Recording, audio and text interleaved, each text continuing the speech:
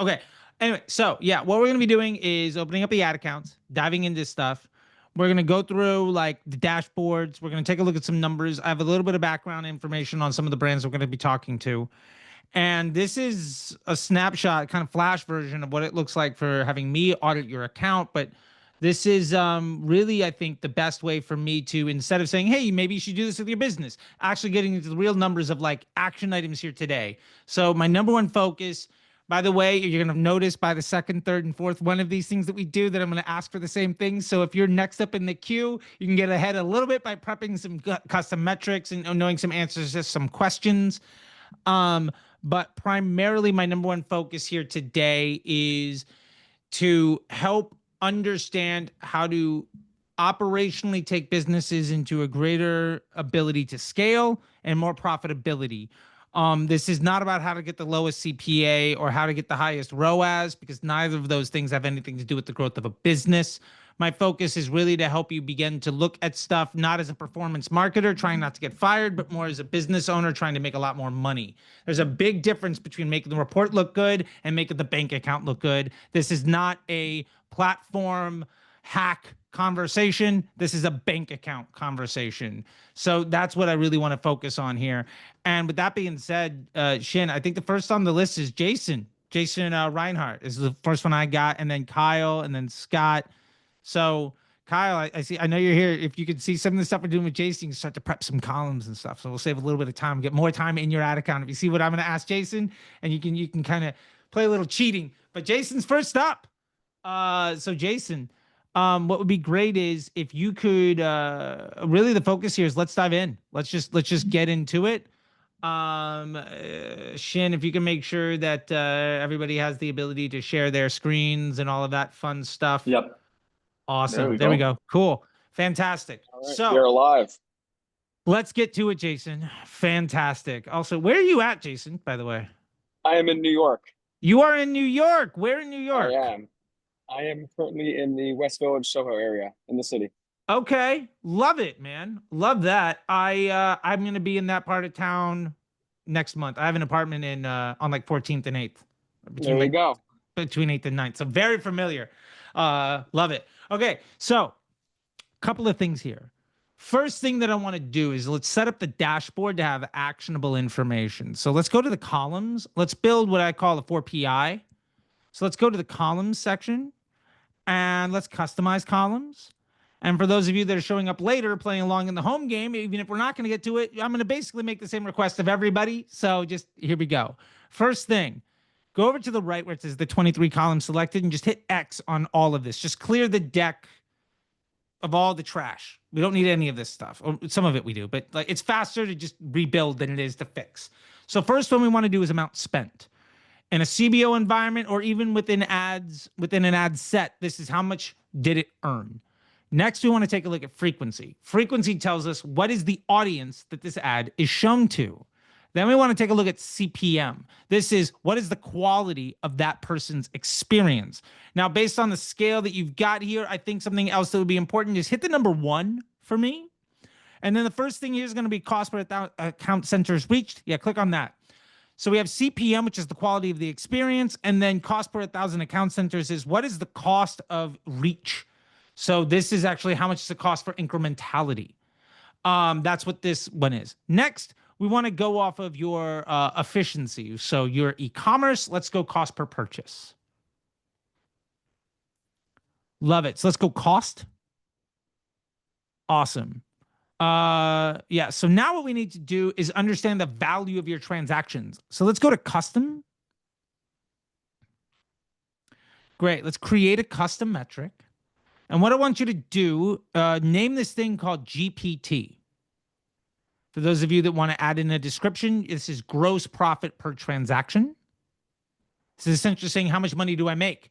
If I have a $10 CPA and a $50 AOV, that's a ROAS of 5, and I make 40 bucks per sale.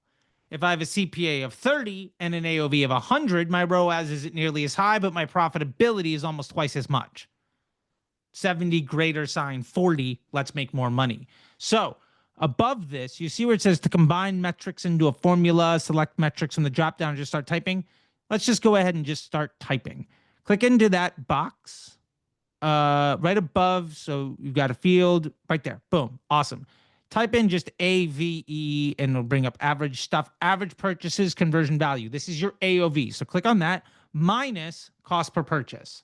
We're essentially saying is what is the absolute value of the margin between what the cost, what the transaction is worth versus how much it costs to get it. Yeah, love that. Last thing, the format right now you have it as numeric. Let's go ahead and change that to currency. Cool. We're going to look at this in the realm of money. Love it. Let's create metric. That's good.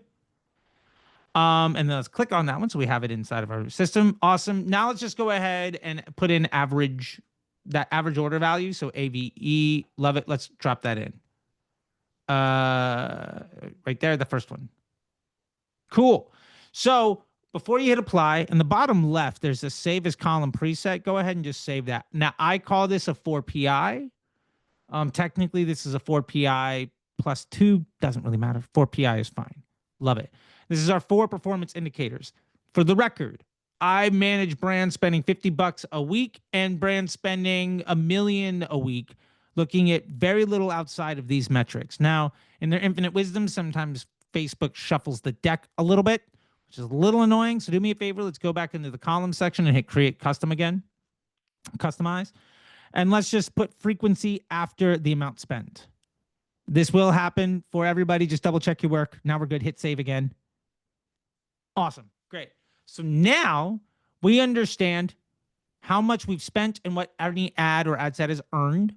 We understand what the audience is for that that spend. We understand the cost for that attention. That's the CPM. So it's how much did this earn or how much did we invest? What is the audience? What is the quality of their experience? What is the cost for incrementality and how efficient are we? Now that's really interesting stuff. This is all now very actionable. So do me a favor, and where it says breakdown, let's go week. So now we get, so scroll down, you can just type in week, love it. So now we can get a bit of a historic record. Now, when you do 30 days, the top line item is always going to be off because you're dividing 30 by 7. So you're going to have a day that's just 2. Don't worry about the top line item. At best, it's directional on CPM, and that's about it. So don't worry about the top line item. Anytime I do this, it always looks like the most recent thing is shit, although yours looks pretty good. Just some context. Okay, now, I love looking at it this way because we are in reverse chronological order, essentially meaning as we go down the page, we go back in time. So what we're seeing right away is that you're slowing down your spend. We can see that the frequency is at a 1.3, 1.4. So you're essentially hitting roughly the same kind of audience, although you are moving a bit up funnel. Lower frequency means the average person is seeing your ad less often, meaning there's less retargeting. Essentially, last week, 31% of people saw an ad twice. The week before that, 40% of people saw an ad twice. 40 is lower in the funnel than 30 when we're talking about percentage of people that saw an ad more than once. Generally speaking, the lower the frequency, we would expect a lower CPM and a higher cost per purchase because you're more higher in the funnel. And that user experience is better because you're not just hammering the same people with stuff. So we can see a direct correlation between frequency, CPM, and cost per purchase. That's pretty blatant to understand. The week of the 13th to the 19th, you were 40% retargeting. Your CPM was higher. Your cost per purchase was lower, and your GPT was better. You're essentially hitting a smaller group of people more often in a way that was much better at making a sale that was more profitable. It cost you $31 to make 122 in profit. So mazel tov. Good stuff. Now, we can get down into the ad sets to begin to understand the breakdown of where delivery is at either the ad set or the campaign level. Let's dig one deeper. So go ahead and click here. So we've got just one ad set, so not many variables. Let's get into the ad set to get deeper.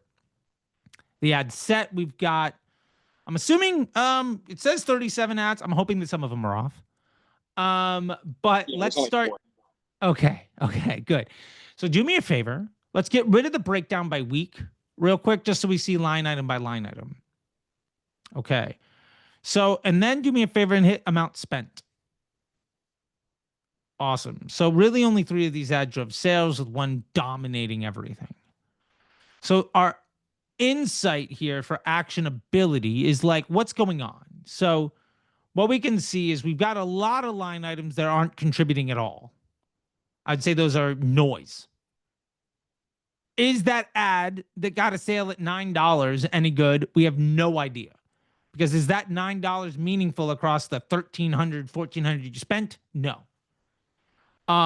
So one of the things I'd be looking at here is probably getting rid of everything that statistically has no impact.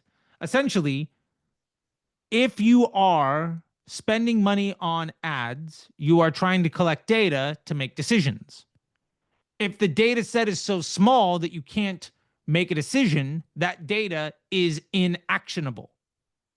If data is not actionable, it has no value. Not only is it making it harder for you to make a decision, but there's a lot of impressions in here that are basically just competing with your existing stuff that makes the ability for the existing stuff to make better choices more difficult. So I generally don't have more than 5 to 6 ads live in any ad set, and generally no more than 2 or 3 ad sets, maybe 4 max in any campaign.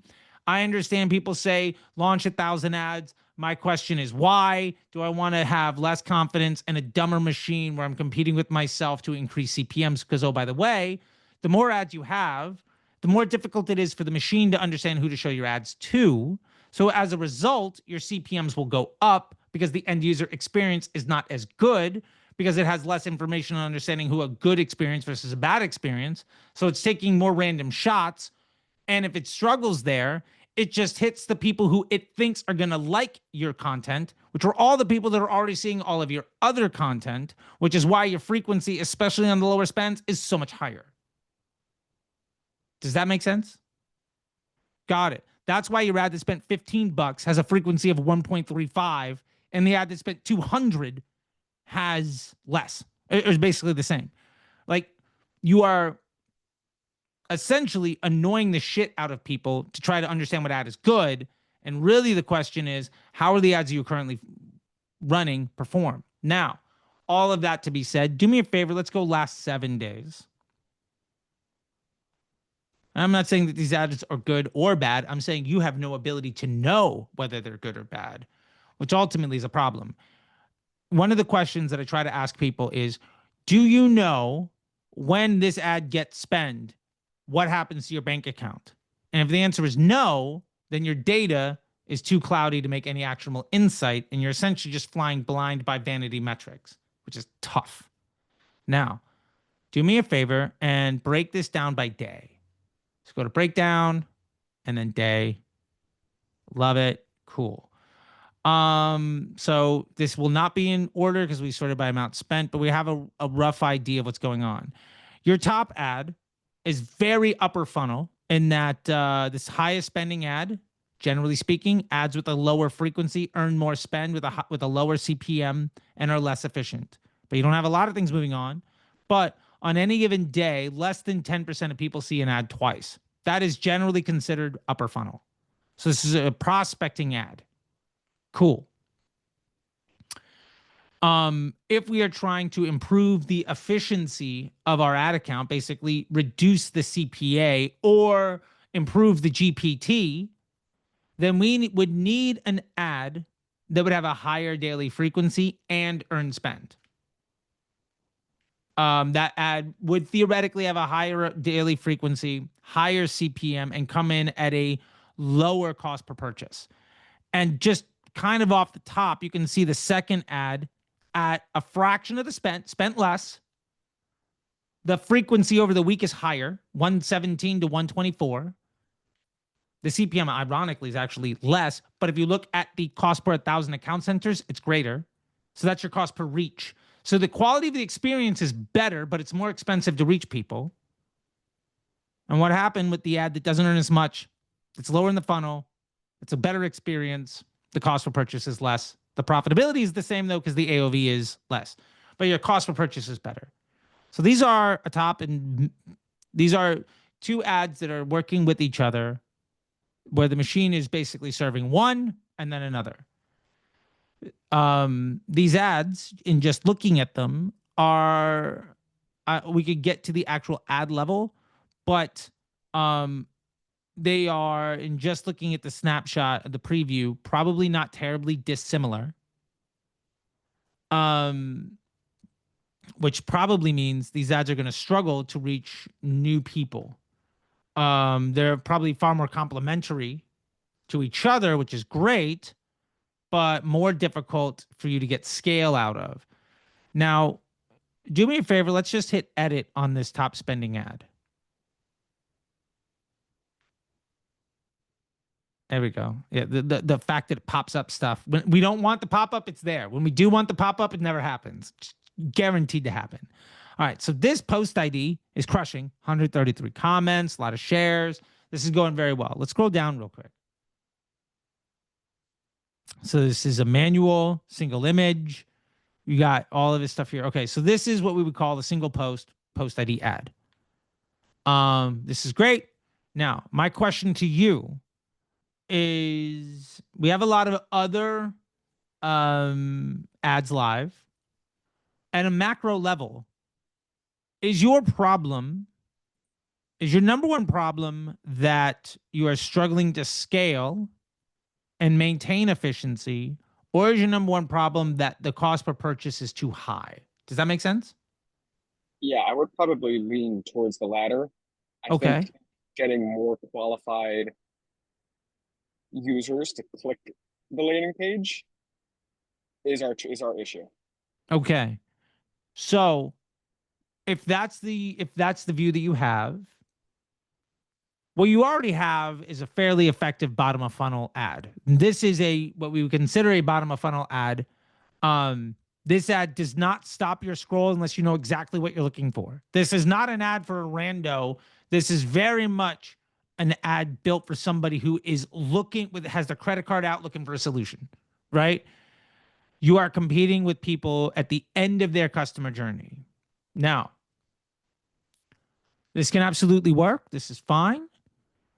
We have essentially a data point of 1. So moving forward, we could either try to move further up the funnel with other ads so that this ad could be, if we had, for instance, a video that functioned as more top of funnel. Video tends to be more top of funnel than static, just in general. That spoke more to the business in some way. We might see that have a lower CPM. It might be less efficient on the sale, but it might mean that this ad doesn't have to be the handshake, the hello, and the close. If you launch that top of funnel ad, which you may have seen, it might gobble up all the spend and suck. And the number one thing I hear from people all the time, I mean, I hear a lot of things. So one of the things I hear from people all the time is Facebook is so dumb, it spends all the money on the worst ad. Well, the reason your other ad is good is because it sits lower in the funnel. The reason that ad is bad is because it sits higher in the funnel. A higher funnel ad will earn more spend. Now, with all that being said, how do we solve that problem? And this brings us to some actionability. I think one of the first things that I'd like to ask you is, how strong is your non-Facebook advertising, either in search, email, or organic social? So this is the only platform that we do paid ads. Okay. We don't do TikTok. We don't do Google. We only do Meta. So Okay. I can't really answer that, unfortunately. Well, I would say, yeah. So you're not doing other paid ads. Got it. Okay. correct. Yeah. Organic social, we do a very poor job of. Okay. This is a weakness of us as an ownership group, where we need to produce better content.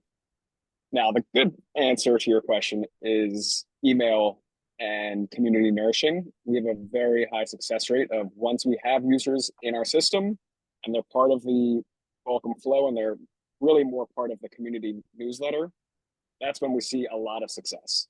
Love it. Okay.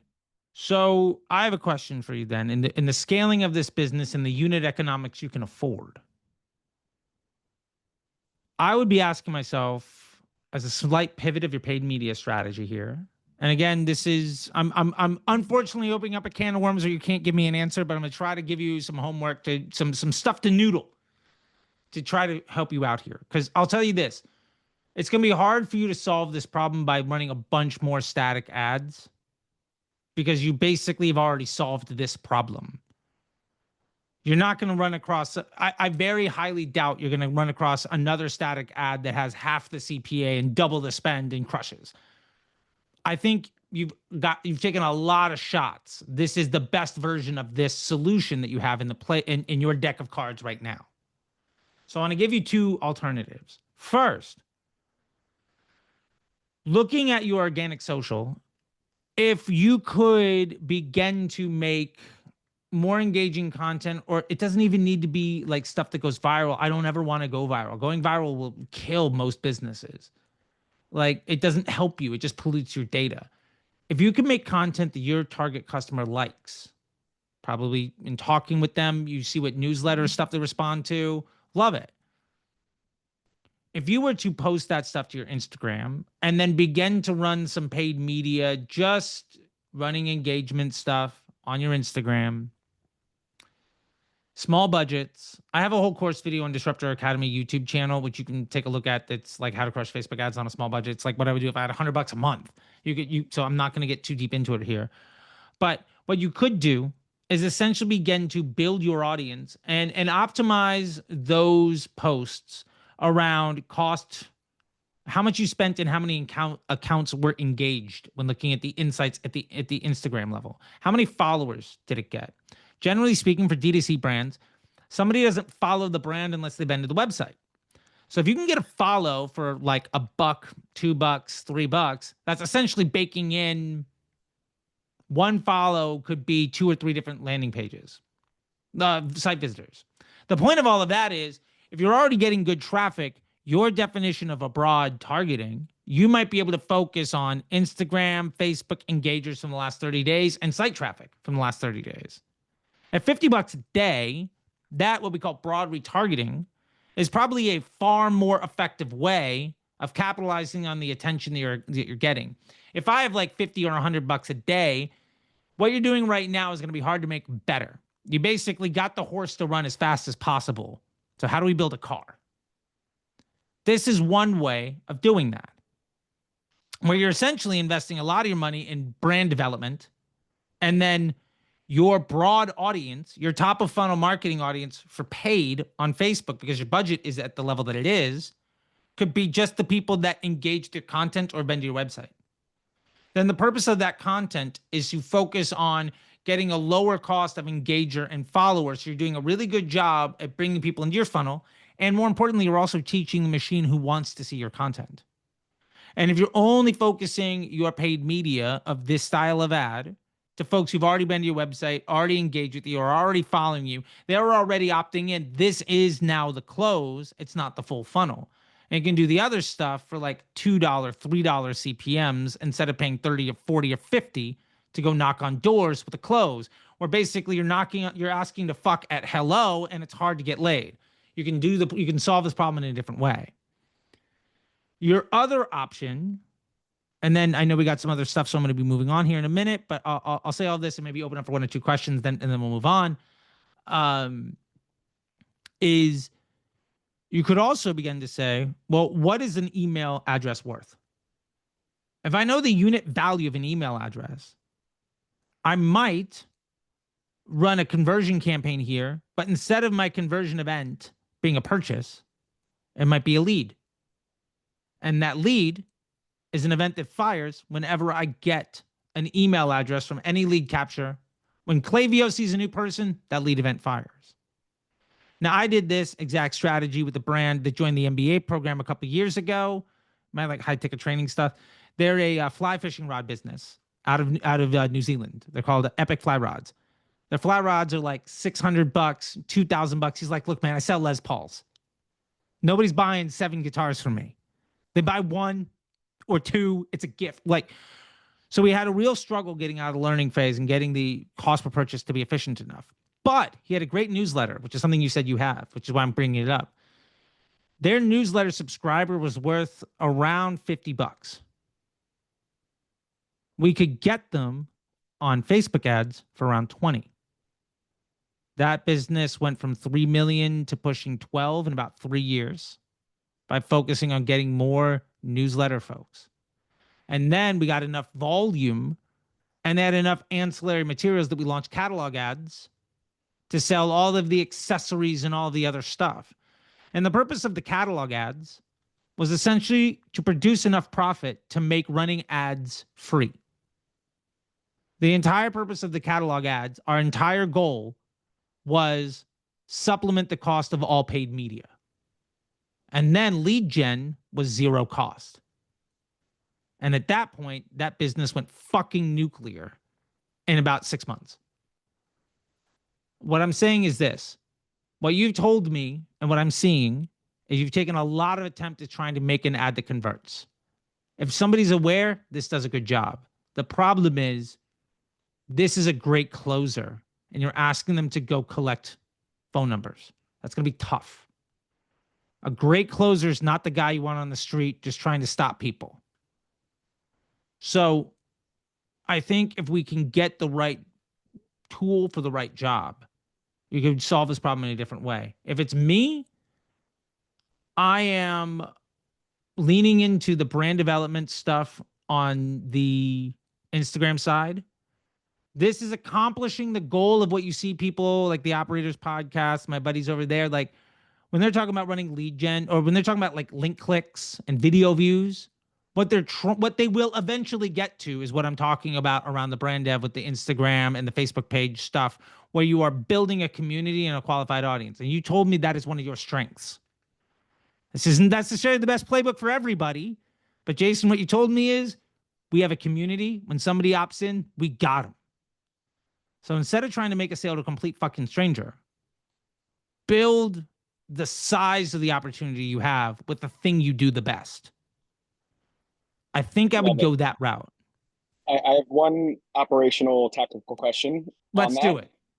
So in terms of changing the objective of a paid ad to go from purchase to lead gen and data capture, do you have any recommendations on the actual mechanics of that in terms of landing page, in terms of the actual data capture tool in the system? Should it be an instant form?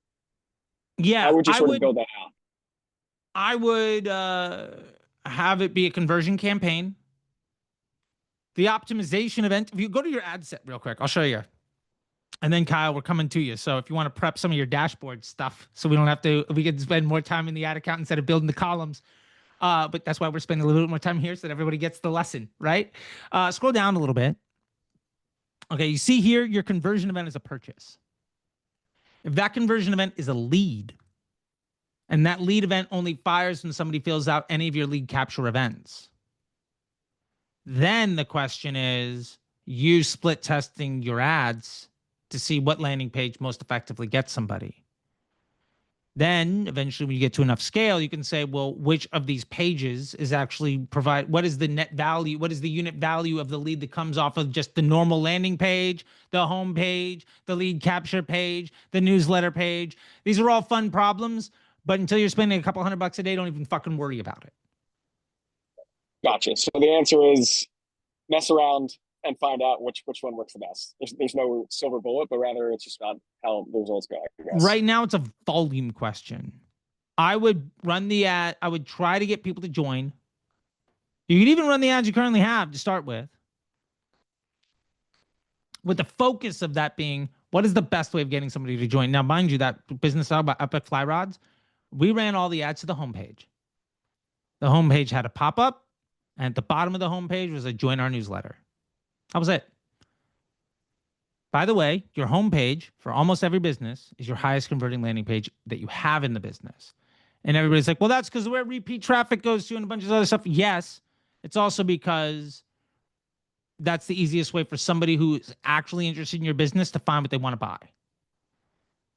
If you don't know the direction to go in, just drive people to the homepage, optimize the creative, then work on split testing the landing page that they go to. Yeah, that's how I would do it. Amazing. And then focus on your content. And I would, even if it's $5 a day, start promoting your organic content. You could spend a $5 a day campaign on engagements against your existing Instagram content for every piece that you have, and just turn it off when anything gets to like $20. And immediately you're going to start to identify some things are better than others at getting people to engage and get people to follow. Figure out what does the job well, lean into it. Run them up higher, whatever you want to do. But then you're going to fill your funnel with more and more people who are coming for more and more similar reasons, which means your landing page and newsletter testing is going to get better and better because your data set is more and more similar and higher volume. And you're also, along the way, teaching the machine who to show your ads to, because it's going to understand at $2 CPMs who cares about what you have to say, which is a lot more efficient than $50 CPMs. Love it. Thank you Awesome. very much. This is super helpful. I don't want to take any more of your time. Thank you. Oh, you're good. We're good. My primary camera just died because I've been on camera since 8 o'clock this morning. So we're on my B-roll camera, which I have here, which is absolute shit. But who cares about me on camera today? Anyway, Jason, fantastic stuff. If you have any other questions, feel free to DM me. I've got a lot of other places to learn from me and other things. And I'll be in New York here in a little bit. I'm doing two events with Meta, the agency summit, and then the performance summit, performance, I don't remember their fucking name for roadshow. And I'm also doing like an event with school IRL stuff with those guys. So I'm gonna be in town for a while. I'll send you a DM. All right, send me a DM. We can go hit up Hudson for a cigar or some Murray's for a bagel. Have a good old time. Count me in. All right, sounds good, buddy. Again. Thank you. Kyle, let's dive into it, buddy. Are you still here? There we go. Unmute. Love it. Looks like, see if I can get my video. You cannot start your video. It's disabled. So can you share your screen? Let's see. Yes, I can. Okay, that's all that really matters. Nobody needs to see my ugly face. You got better cheekbones than I do, but you were good. Okay, here we go. Love this. Okay, we have a lot going on here. Oh, it let me share my video. Okay. I'm sorry. Hey, oh, you're good. So look at his cheekbones, right? Genetics. I love, first off, by the way, you set up this dashboard and they did shuffle your deck a little bit. So let's straighten this up just a little bit. But I do appreciate the GPT and the AOV, all of this fun stuff. So go to your columns real quick and let's just slide cost per purchase. We got to slide that thing over. So go to your columns section. In here? Yep. Customize. Yeah. Oh, and then just slide that cost per purchase to be before GPC. So just slide it down. Oh, down here. Yeah, a little bit more. A little bit more. We want it to be right above GPT. Oh, gotcha. Sorry. There we go. All right, hit save. Now we're good. And the reason we do it in this order is because we're reading this book left to right. How much did you earn? What audience did you hit? What did they think about it? How good is that for the business? How much money did we make?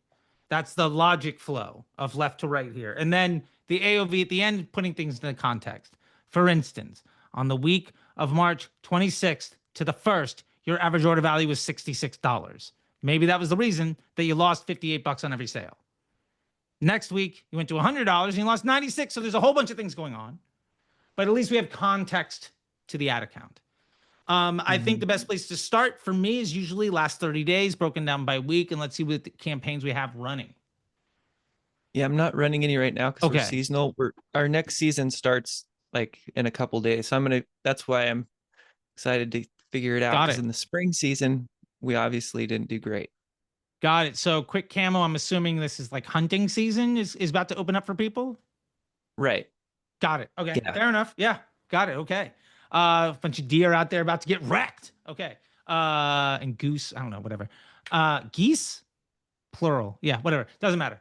Duck. Okay. I should just stop this ramble. Anyway, the point is. What is that? Yeah, geese. Geesin and moosin. Geesin and moosin. That's right. That's right. Which, why isn't it meese? I don't know, but that's mouse. Okay, I gotta stop. Okay. So, a couple of things here. First, if we just look historically, week over week numbers, we can see that one, your CPMs are very low, relatively speaking, which is great. I would expect your CPMs when you launch in September to be much higher than what you saw in February. Generally speaking, the world looks like January is the cheapest CPMs of the year. Essentially, it's a supply and demand issue. All the big stores stop their spending at New Year. So the folks that drop $1 million a day stop spending $1 million a day, basically the day after Christmas. So CPM, so the competition, the demand side drops. Also, as days get shorter, the supply side goes up. Generally, when the sun's not outside, people are on their phones and laptops more. So supply and demand unit economics swings in your favor the day after Christmas until mid-February. Then it kind of goes away. So I would expect your CPMs to look more like what you saw in March than what you saw in January. Just the cost of doing business. Now, all that being said, I have a couple of questions here. One, how much of your business is repeat versus new? And most of it's new. Yeah, we don't get a lot of repeat. I mean, I have my Shopify. I think our, let's see, return was like, yeah, 15%. Okay. Okay. So one of the things that I would do to start with, and this is going to be some homework we can't necessarily do totally on this call, but something you could be doing on your own, is I might take a look at the last year. I'm assuming that probably the majority of your product offerings hasn't dramatically changed year over year. No, not recently. I added a couple things, but and some different colors, but yeah, in general, it's not something breakthrough thing in the camo game where you're like, oh yeah, the entire SKU count is different. Okay, fair enough. I didn't think so. Run a couple of these businesses before, but hey, look, who am I? I'm not a hunter, so I might have missed the drop of how everything is different in the world these days. Doesn't feel like it though. Okay, pretty mature business. People have been hunting for a while. You know, before we had speech, we were hunting, so fair enough. So all that being said, what I might do in this case is I want to be very interested about understanding hero product. And I have two questions for you there. Number one, homework question. Number two, you're just picking your brain for a minute. First one, for your homework question, I would love for you to go back over the last year or two and download your transactions from Shopify. And I want you to know some very specific things. First name, last name, the date of the transaction, whether somebody was new or returning, and what they bought and how much they spent. The purpose of this, you have a 15% repeat purchase rate. Now, what that might mean is that 5% of people buy from you like 10 times. And 5% of people buy from you twice, and nobody else ever buys from you a second time. Now, the reason that that's really important is there might be a couple of products when people buy from you, they buy it over and over again. Or they might not buy that same product, but they buy from you over and over again. So an example of this that I use all the time is my steakhouse example. And I've been lately, I've been giving this example. I've been picking on a restaurant in New York called Chelsea Living Room, just because like it's a perfect example. They sell a wedge salad for $40. Fair enough. I mean, it's Manhattan, okay. But like it's lettuce with some cheese. Yeah. Anyway, that probably cost them $1.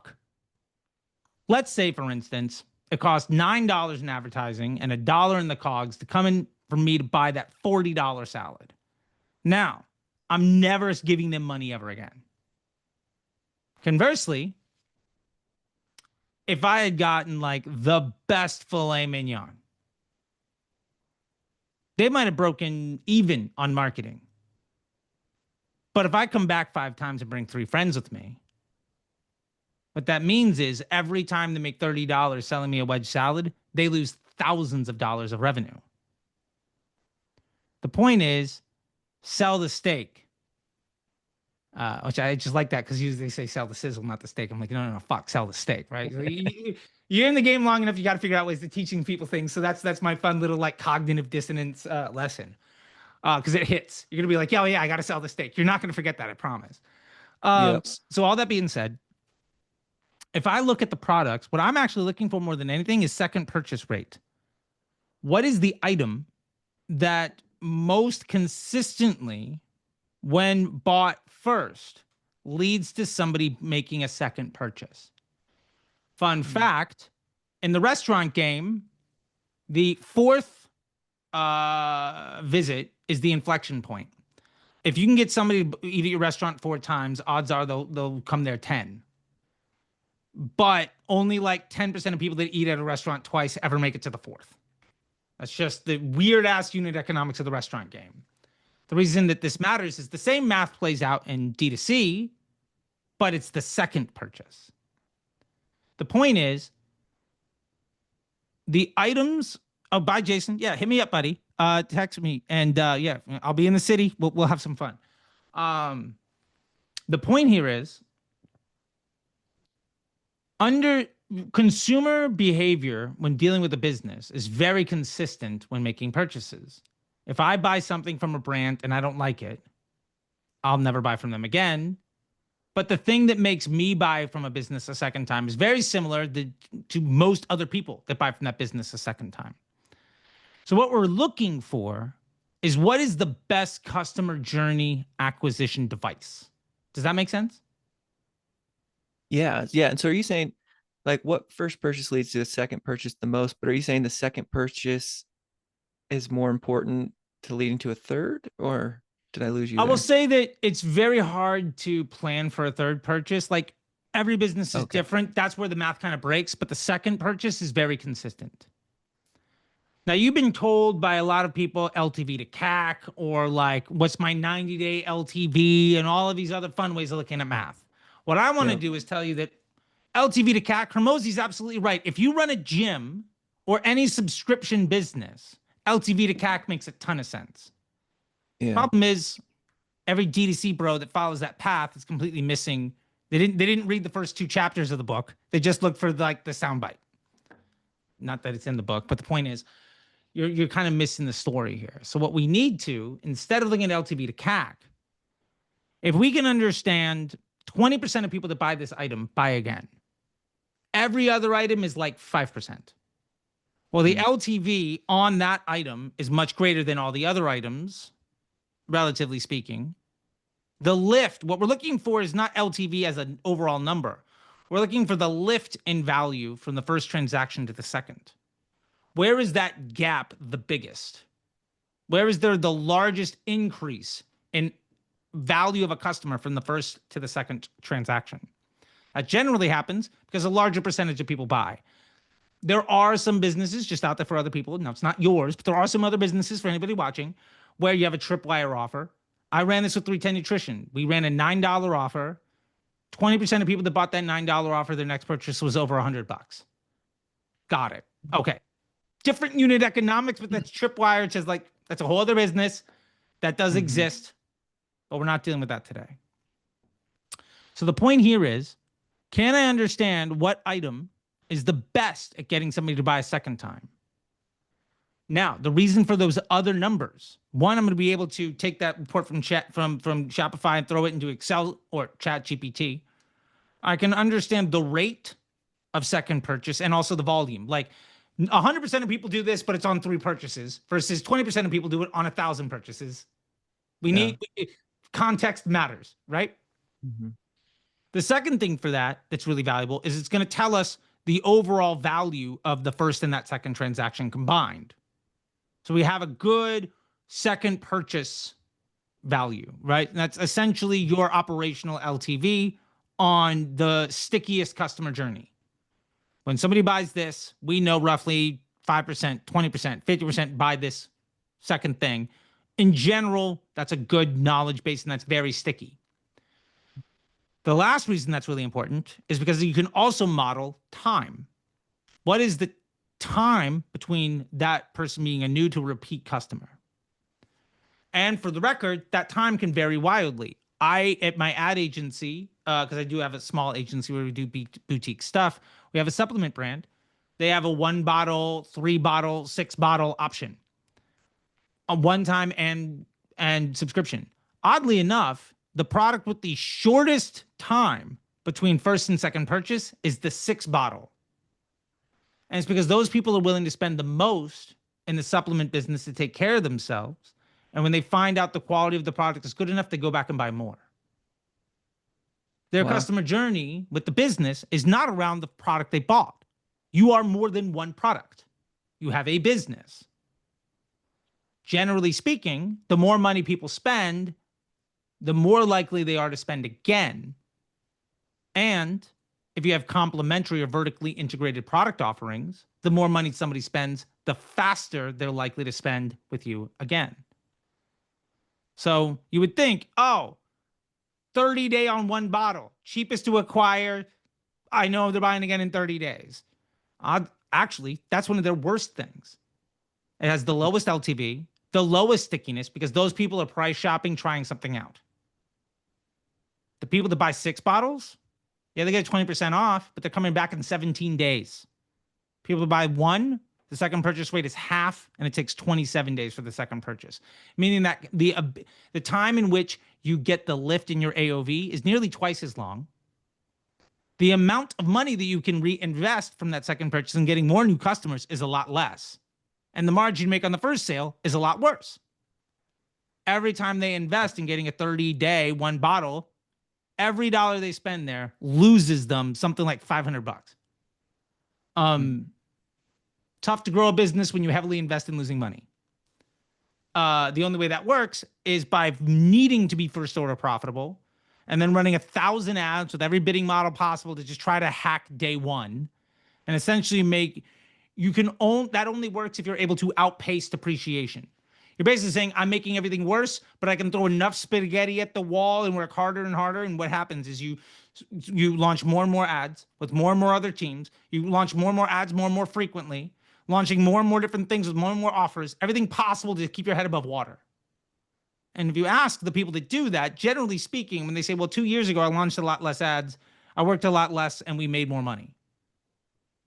And it's the only way they can keep their head above water is by, essentially, you're a drug addict, and the only way you don't feel like shit is by doing more. And I'm saying that as like a former heroin. I was an IV heroin addict for a while. I got 12 years clean now, but like, you're a junkie, right? And I'm going to make that analogy for myself. So the point here is, if we can figure that out, I would challenge you to make all of your ads only about that thing. I would challenge you to set up a custom conversion event in your ad account that specifically tracks when a purchase contains the product ID of whatever that item is, which is very easy and free, which we can take a look at. I want to give you one opportunity to ask 1 or 2 questions, but if that's the thing you need me to help you with, happy to do it. The point is, I want to know how good am I at actually selling that thing? Now, your AOV is pretty volatile. I mean, it's $100, 101, 103. It doesn't seem like a big difference, but like the difference between 100 and 109 is 10%. Yeah. That means people are buying different things. Now, you might have, if you run a bunch of ads for your Big Mac, people are still going to buy the milkshake, the fries, if it's me, it's fucking chicken nuggets. Now, I haven't been to McDonald's in a while, but like anytime I see a Big Mac commercial, I'm going to buy chicken nuggets. Now, it's a completely different unit economic. That's a completely different customer journey. That's a completely different business. If you look at Boston Market, by the way, the reason that they tanked is they used to be, Boston Chicken. And then they added in other products, and they were no longer the chicken place for a rotisserie chicken and a nice meal. They made it more and more difficult to do the thing they did well. As a result, the quality of the cooking around turkey and ham and all this other shit went to shit. Then their identity as like a good choice for you also went to shit because they threw in a ton of sides that they all got from Cisco that was garbage. And then they launched sandwiches and a bunch of other shit. So they were trying to compete with everybody instead of taking advantage of what they did well. Yeah. So my point is, if you can figure out what is your match rate at the ad level of selling that thing for the purpose that, let's say it's an orange jacket. I'm sure you have more exciting things than orange jacket, but it's hunting. It's at least close enough for me to not have to dive in too deep. Let's say this one orange jacket, 20% of people that buy 2 more. Awesome. Yep. If 2 ads are running, they both have the same CPA. But one ad, 90% of the people that click on that ad are new customers that buy that jacket. And the other ad, 90% of the people that buy it are returning customers that buy something else. One of those is starting a whole bunch of customer journeys that have not matured to LTV. The other one is heavily investing in less profitable cash flow cycles. If the CPAs are the same, one of them loses you a ton of money.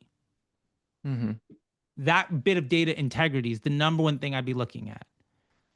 Yeah, that's really great. Yeah. I'm only saying all of that here because I don't want to repeat the same advice. Now, you could watch the other thing, and we'll put this up too with Jason. I'm just trying to layer on different levels here, right? So the actionability of each call is there. But I will tell you that alone is exponentially more valuable than getting another quote unquote winning ad. Mm-hmm. What matters most is, can the machine understand how to show your ad to the person that is most likely to be a new customer for that product? Yeah. Now, if you want to go bonus points, you can get a third-party tool. My favorite is Aimers, but you could also get Blot Out, or there's a lot of choices out there. I just happen to like Aimers. I think the woman that built it is really fucking smart. She built Instagram Stories and the Reddit ads platform. That would be able to let you track by channel, email, Google, Facebook. You would have a new column in here that's new customer. And you'd be able to understand not cost per purchase, but CAC by ad. If you could understand CAC and match rate to the product you're trying to sell, if you're running 10 ads, you're immediately going to turn off half of them because they're actually really bad at getting new customers to buy the thing you want. Yeah. So what I'm going to say is this. You clearly are capable of running an ad account to be successful in business. Otherwise, you wouldn't be running this thing back again and again with the seasonality. So I'd rather leave you with some nuggets on how to be way more informed around what your ads are actually doing. Does that make sense? Oh yeah, for sure. That's great. And is it EMERSE? It's AIMERCE. I actually have I'll drop it in the chat. I have a link for them where I think you save like 20% or some shit. I don't know. She offered me like an affiliate thing, and I was just like, just pay the affiliate out as a discount so that my people can not pay full price for stuff. If you go there, she'll know you come from me, and she's going to know exactly that you want new customer and custom conversion events for your hero products. Because I send her like 10, 15 people a week. Every single person asks for the same shit. So she loves me because she doesn't have to do sales and she already has a workflow down. And then I just don't make a commission on it because I'm like, I don't need the $37 a month, or whatever the dumb thing I'd make on it. It's like, let me just help people because I have, Disruptor Academy is $147 a month. The MBA program is like 10 grand. My agency services are, starting a little bit above that. I make a lot more money by putting good out in the world than the $37 I'm going to make off of each person that signs up. So I just don't, any tool that I suggest, there's always a subdomain on disruptorschool.com. Every one of them, I've given up my commission to just save you money because, again, the affiliate revenue on commissions, I would need thousands of people for it to even be worth my time. And that's just dumb. I'd rather just, in old school D2C, pass the savings on to you and just have good relationships. The good old days. Yeah, the $37 doesn't mean shit to me, but you paying 20% less on your MarTech stack, that matters to your bottom line. So yeah, let's awesome. do that. Yeah. Thank you. Yeah, no problem, man. I really appreciate it. And yeah, I don't think you have anything that's fundamentally broken. If you did, you wouldn't be spending 5-6 figures a year getting to a business that is doing well. I think the number one thing for you is to start to understand what we do well and how to make that the majority of what we do. Yeah, I love it. It's great advice. Appreciate your time. No problem, man. And just a fun fact, you might very well find that the product that has the highest volume also is the shittiest at getting people to come back and buy again. And it will twist your noodle that our most popular product is actually the worst for our business. If that happens, one, take a moment, take a lap. It's going to hurt your feelings. It's also amazing because it means that you've gotten this far by doing everything wrong. And the simple fix could easily grow your business. Those kind of unlocks are how I get brands 300 to 500% growth in a year when they've been stuck at 20 or 30. Because it's just like, if you just invested in making money instead of making money difficult, you could be in a much better place. But anyway. Yeah, it makes total sense. Yeah, that's great. No problem, man. I'm glad to provide some value and have some fun. For me, this is fun. I could do this all fucking day. But like I said, my camera died and it's plugged into the wall. That's how long I've been on camera today. Overheated. Yeah. It was like, look, I need a break. And it's a Sony like video camera. So anyway, thank you very much, Kyle. I appreciate it. I know we got a couple more here, so I want to make sure that we get to them. Let's see here. But thank you very much, Kyle. I think we got Scott is up next.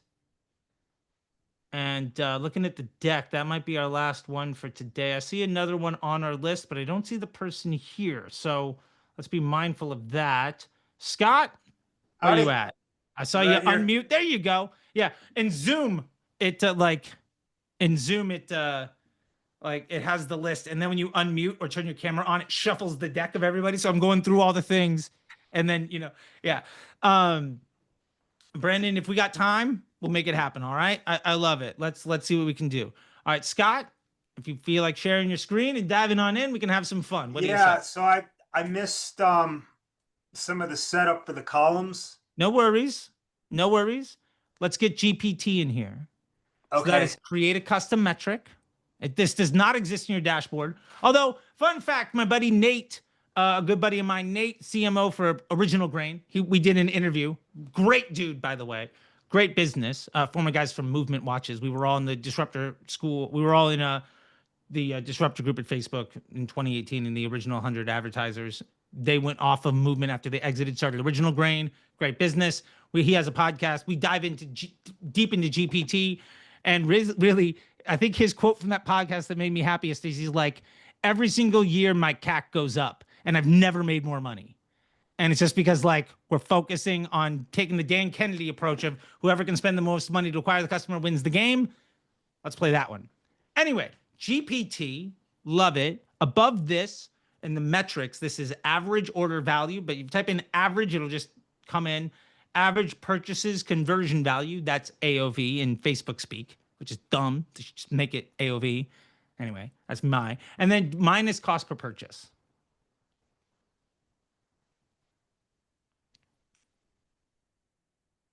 Love it.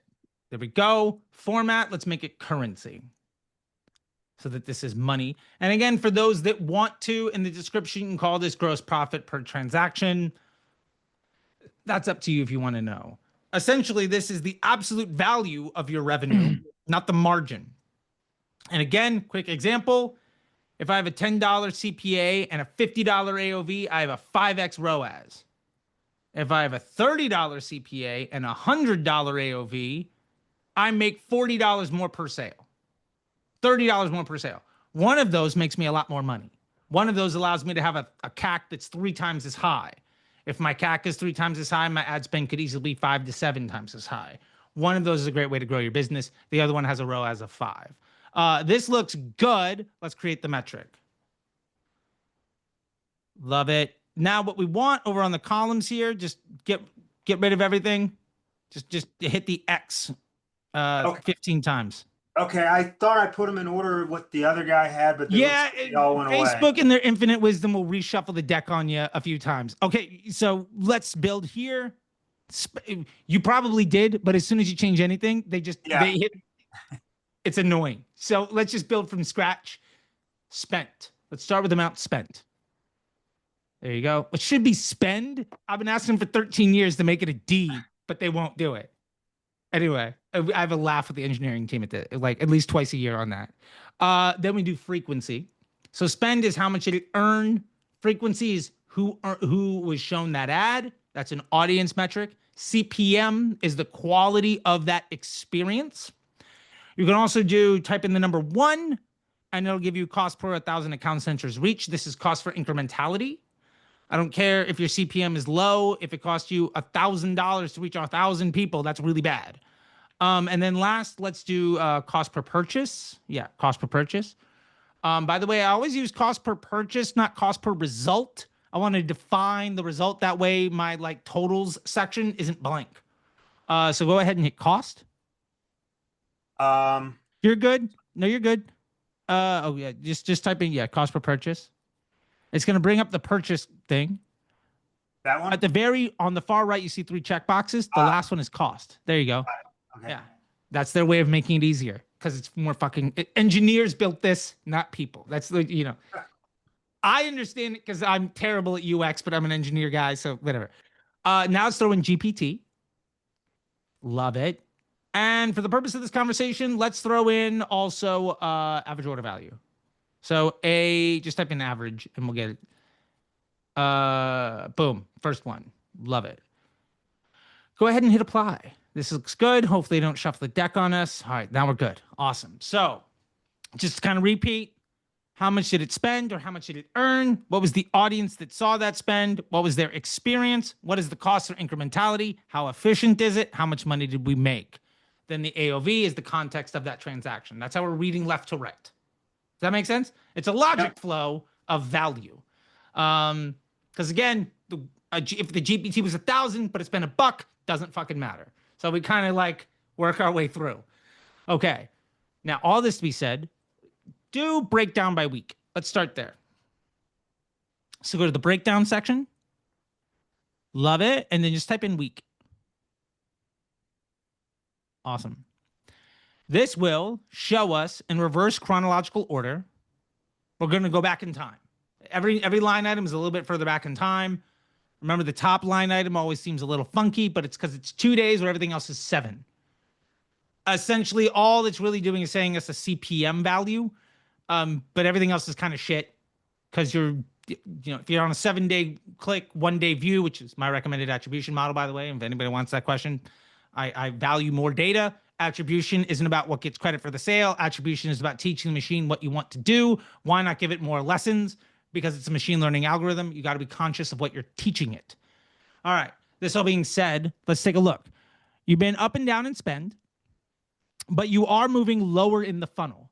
We can see that by the frequency number. So on the week of 820 to 826 on your prospecting campaign, 53% of people saw that ad twice over that 7-day period. Now, is that good or bad? There's a million things of context. I've seen businesses where that's a 1.1 and they're spending $1 million. I've seen businesses where that's a 5 and they're spending $1 million. Every business is different. There's no such thing as good or bad. There's relative to you. That's all that matters. Directional improvement is all we can do.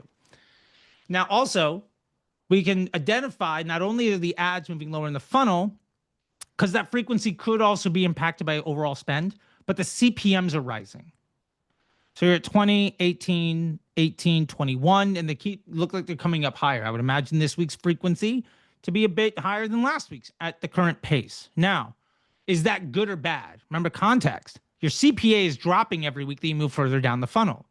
The more that your money is spent on hitting people more than once, the better you are at getting them to buy. That kind of makes sense. Also, your profitability per sale continues to go up.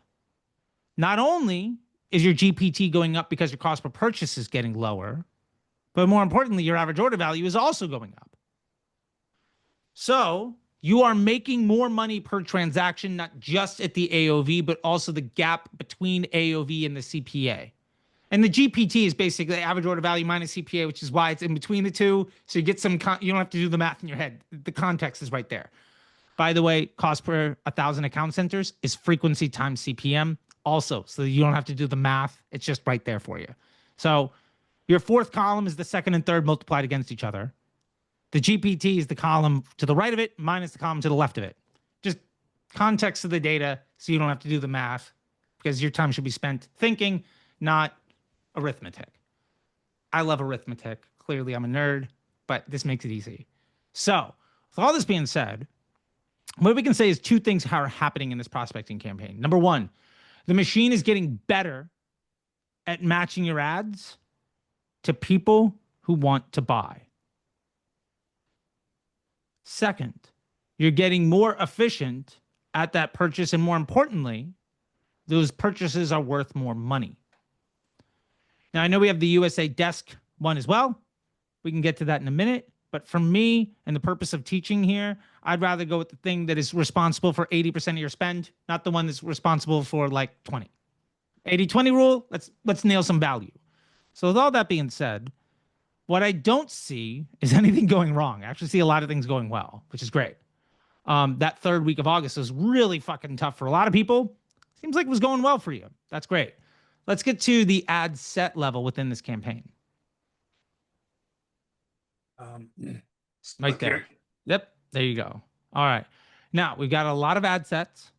So I did send out an email in that 3rd week. I don't know if that affected ads. I mean, it probably did. It absolutely did. I would assume you're probably running emails. I make the assumption that is just an always on effort. If somebody gives you their email address, I assume you have a 3-day welcome flow. And I assume you're sending a promotional marketing email in the business occasionally. That's essentially noise I just take as a constant. As the person running the Facebook ads, I don't have control over it. Although we can say, hey, if it worked well for you, do it again. And if you don't have a welcome flow, I highly recommend you do. 90% of the value of an email address in the business fatigues after the first 24 hours. If somebody gives you their email, have an automated flow, hit them 3 times in 48 hours and 1 other time after that. After that, you're scrapping over peanuts. It's good to have. 90% of people aren't in a place where that's going to be meaningful to them in any real fashion. So if we're looking at what we have here, which is great context, though, I do appreciate that. Maybe that's why the AOV was high or something else. We'll have to see. But in looking at these, get rid of the breakdown by week. Breakdown by week. So that's over to the right. There we go. Breakdown by week is kind of letting us know when there is smoke, is there fire? So get rid of that. Yeah. So the first thing we're going to do is kind of just go hunting. So sort by amount spent. So you just click on that. Yep. It's going to put the highest contributor to the bottom line first. And we just kind of work in reverse order from there. That's kind of how we're going to do this logic. So your highest spending, the thing that earned the most money, generally has a lower frequency and a lower CPM than the rest because it's upper funnel. I would expect that to have a a worse than average efficiency. So I'm seeing a 75 CPA versus a 63 and a 74. All of this is tracking with a prospecting ad. That is filling the funnel, and it's broad versus the other ones being, I'm assuming, maybe lookalikes or interest groups or whatever else. Those ads. So we have top of funnel, bottom funnel. The top of funnel here, more efficient at reaching people, less efficient at making the sale. If you turned it off, all the other ads would go to shit. Which I'm sure you've seen if you've been running ads long enough. If you can turn off the ad that soaks up all the budget that sucks, all the other ads look great for 3 days and then tank. That's because your good ads are bottom of funnel. Your shitty ad is at the top of funnel. But anyway, we understand what's going on. So with all this being said, we're down to 4 things that are left. I would, initially taking a look at this, ask you the question of, is this cost per purchase good for you? Like, is your average cost per purchase in this campaign, is your average, let me ask you this, is your blended business CPA good? Total amount spent in marketing divided by total number of transactions. Is that number good for you? It's not great. Not When great. I consider my cost of goods, I'm still making money, but it's higher than I'd like it to be. Okay, got it. Now, total revenue in the business divided by total transactions, that's our AOV. The ad side looks like you're driving up AOV basically on a weekly basis. Is that something you're seeing across the rest of the business? So my website is basically, it's a single product type of product site. It doesn't have 50 different things. Sure. But I have accessories that people can buy for the single product. Love it. So I've been kind of messing around with the website a little bit, trying to make it easier for people to order the accessories and cleaning up stuff on the site, making it easier to order.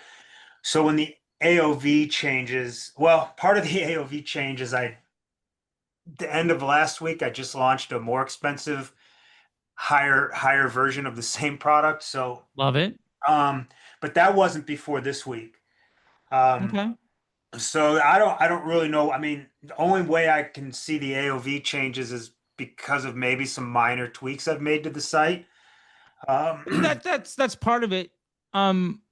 Also, the ads, some ads are going to be good at attracting the attention to people that want the accessories. Some ads are going to be good at attracting the attention to people that don't.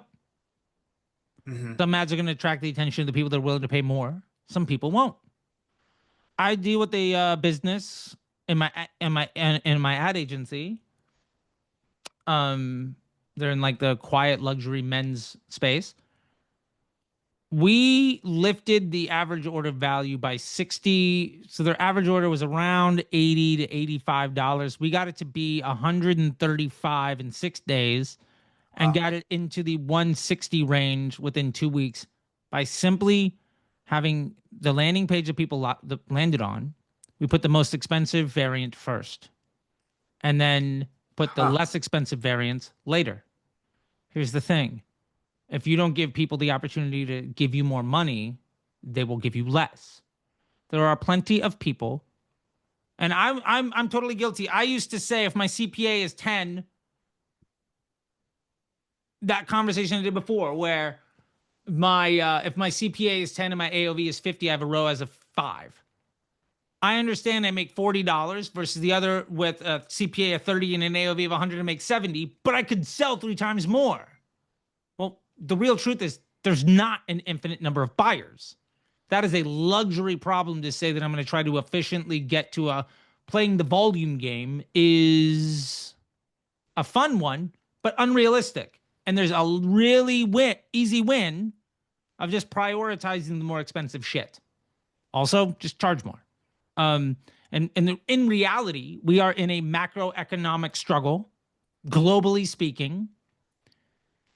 If you do not move up market, say this, your CPAs and CPMs will go up. Now, if you do nothing, September will be cheaper than August, probably on the CPA.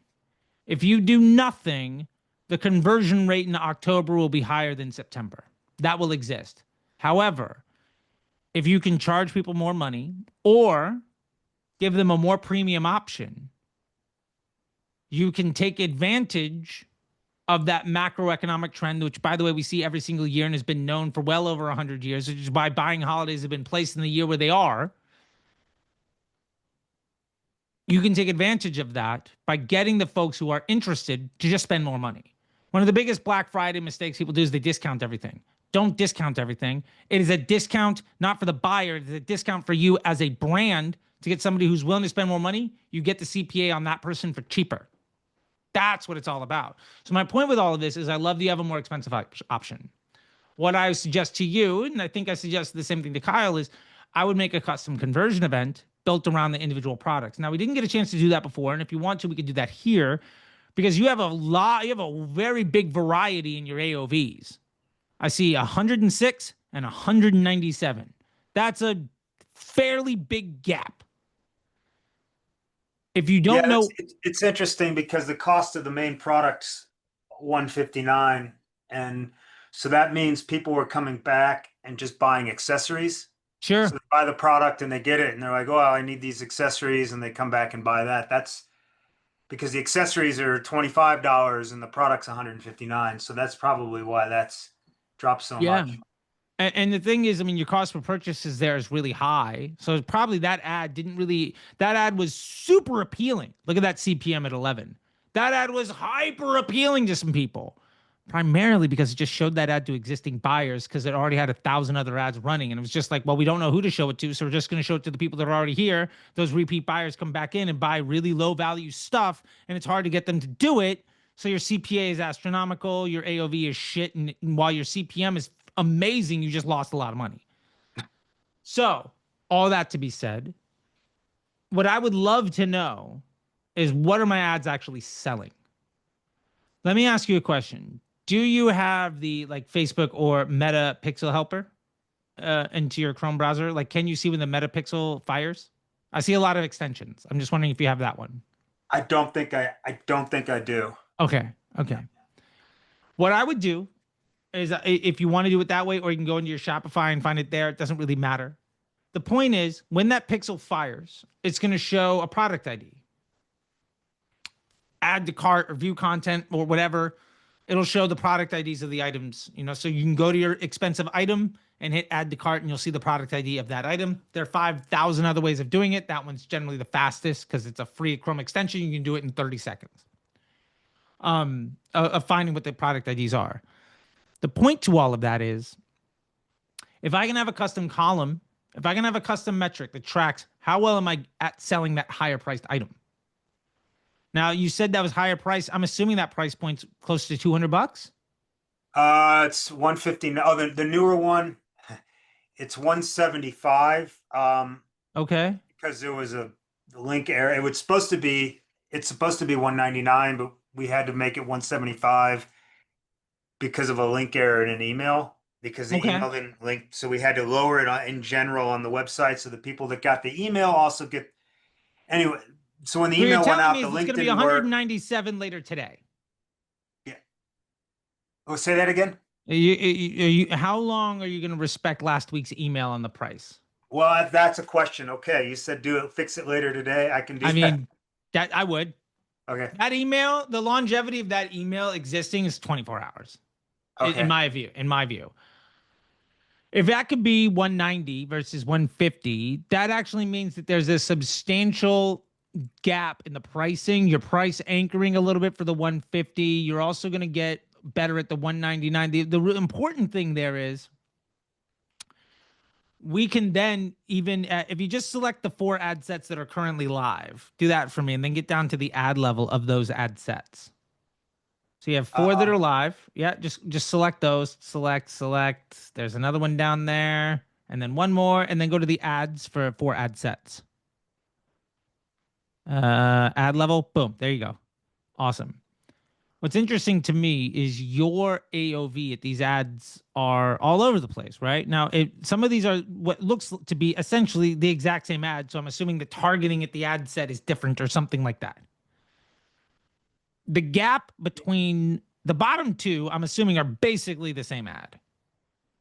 Yeah. One sells for 200, the other sells for 165. Yeah. So my question is, why do we have the one that sells for 165 on anymore? Here's what I would challenge you to do in this situation. Number 1, I don't mind that you've got multiple ads that are the same in different ad sets because you have different targeting. I would try to get away from using multiple types of targeting. For me, the best targeting is everybody in that country, age, gender, location. Otherwise, you're paying a premium. Your CPMs are already okay, so I don't think you have to like reinvent the wheel here. I might make one ad set that is just pure broad and put all of these post IDs in that ad set. But what I would do on an ad to ad level, what I'm looking at more importantly is, where is my cost per purchase above average and my GPT below average? Where am I spending more money to make less? So for instance, if you go to the campaign level real quick, because it'll sum up these numbers and we'll bounce right back to the ad set. Just hit where it says campaigns. All right, so we're going to get a sum. Our cost per purchase average is 80. Our GPT's 93. Cool. So go back to the ads level. Now there's obviously context and everything else, but just to keep it simple. If something has a GPT below 93 and a cost per purchase above 80, that's a really bad ad. But then we can take a look at, well, where are some other gaps? So that ad that is selling for $197 is great. The problem is it's struggling to make that sale. And the frequency is super high. So that ad is not scalable because that frequency is telling me that at $300, this is hitting people twice. The ad below it spent almost 3 times as much, and the frequency was dramatically lower for the same CPM. And you can see the impact on that cost per 1,000 account centers. It costs you twice as much to reach net new individuals. 41 versus 26, almost twice as much. That is one reason why your CPA on it is exponentially higher, 20%, not exponentially, but 20% higher, even though the AOV is the same. So essentially, every time you spend money on the third ad, anytime you make a sale there, you essentially lose $20 versus what you could be making on literally any other ad. So this one here is... That ad is losing you money even though the AOV is good. Let me put it this way. For that ad to work, the AOV would have to be in the 220s. Got it. So you can optimize down. You could add in more ads. There's a lot of stuff that we probably don't have time to get into today.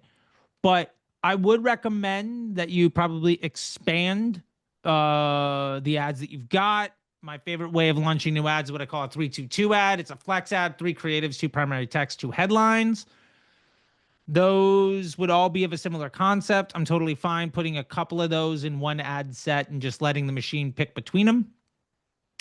I also don't think you have enough spend to justify this many ad sets. Realistically, if we go to the ad set level again real quick, and you were to take a look at this, odds are maybe that top ad set, the broad, is out of the learning phase. Meaning the other ones, the machine does not have the statistical significance to understand how to give the end user a consistent experience. Meaning it's scrambling to show who to show that ad to. And as a result, the performance you're getting is completely erratic, which is why on the two that actually spent any money, the frequency is high. Even though the CPM is the same, it's the same quality experience, but it's on much lower funnel people, which is great at the efficiency level. And we can maybe move away from it, but I would much rather my move forward to be to begin to try to introduce additional ads into this broad ad set to do creative testing.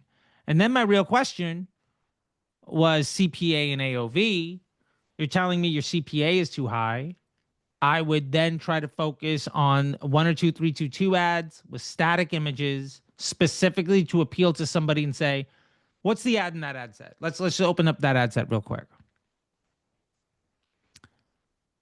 Okay, so we've got, what are these? It's the same thing basically, right? Is this a video or is this an image? This one's a video. Okay. One is an image and one's a video? I think they're both videos. Okay. Let's just hit edit on it real quick. Cool. So in here, let's scroll down a little bit. So this is a video. They're probably both videos. Okay. Are they the same post? Let's see. This one's got 70 comments, 5 shares. Tired of a kitty taking over your desk. Can you hit X here real quick and just click on the other ad? That X? No. On the upper left-hand corner. Sorry. I'm pointing at my screen. That's where I'm at today so this far. X? Yes, that one. Yes. And then click on the other one. Hit edit.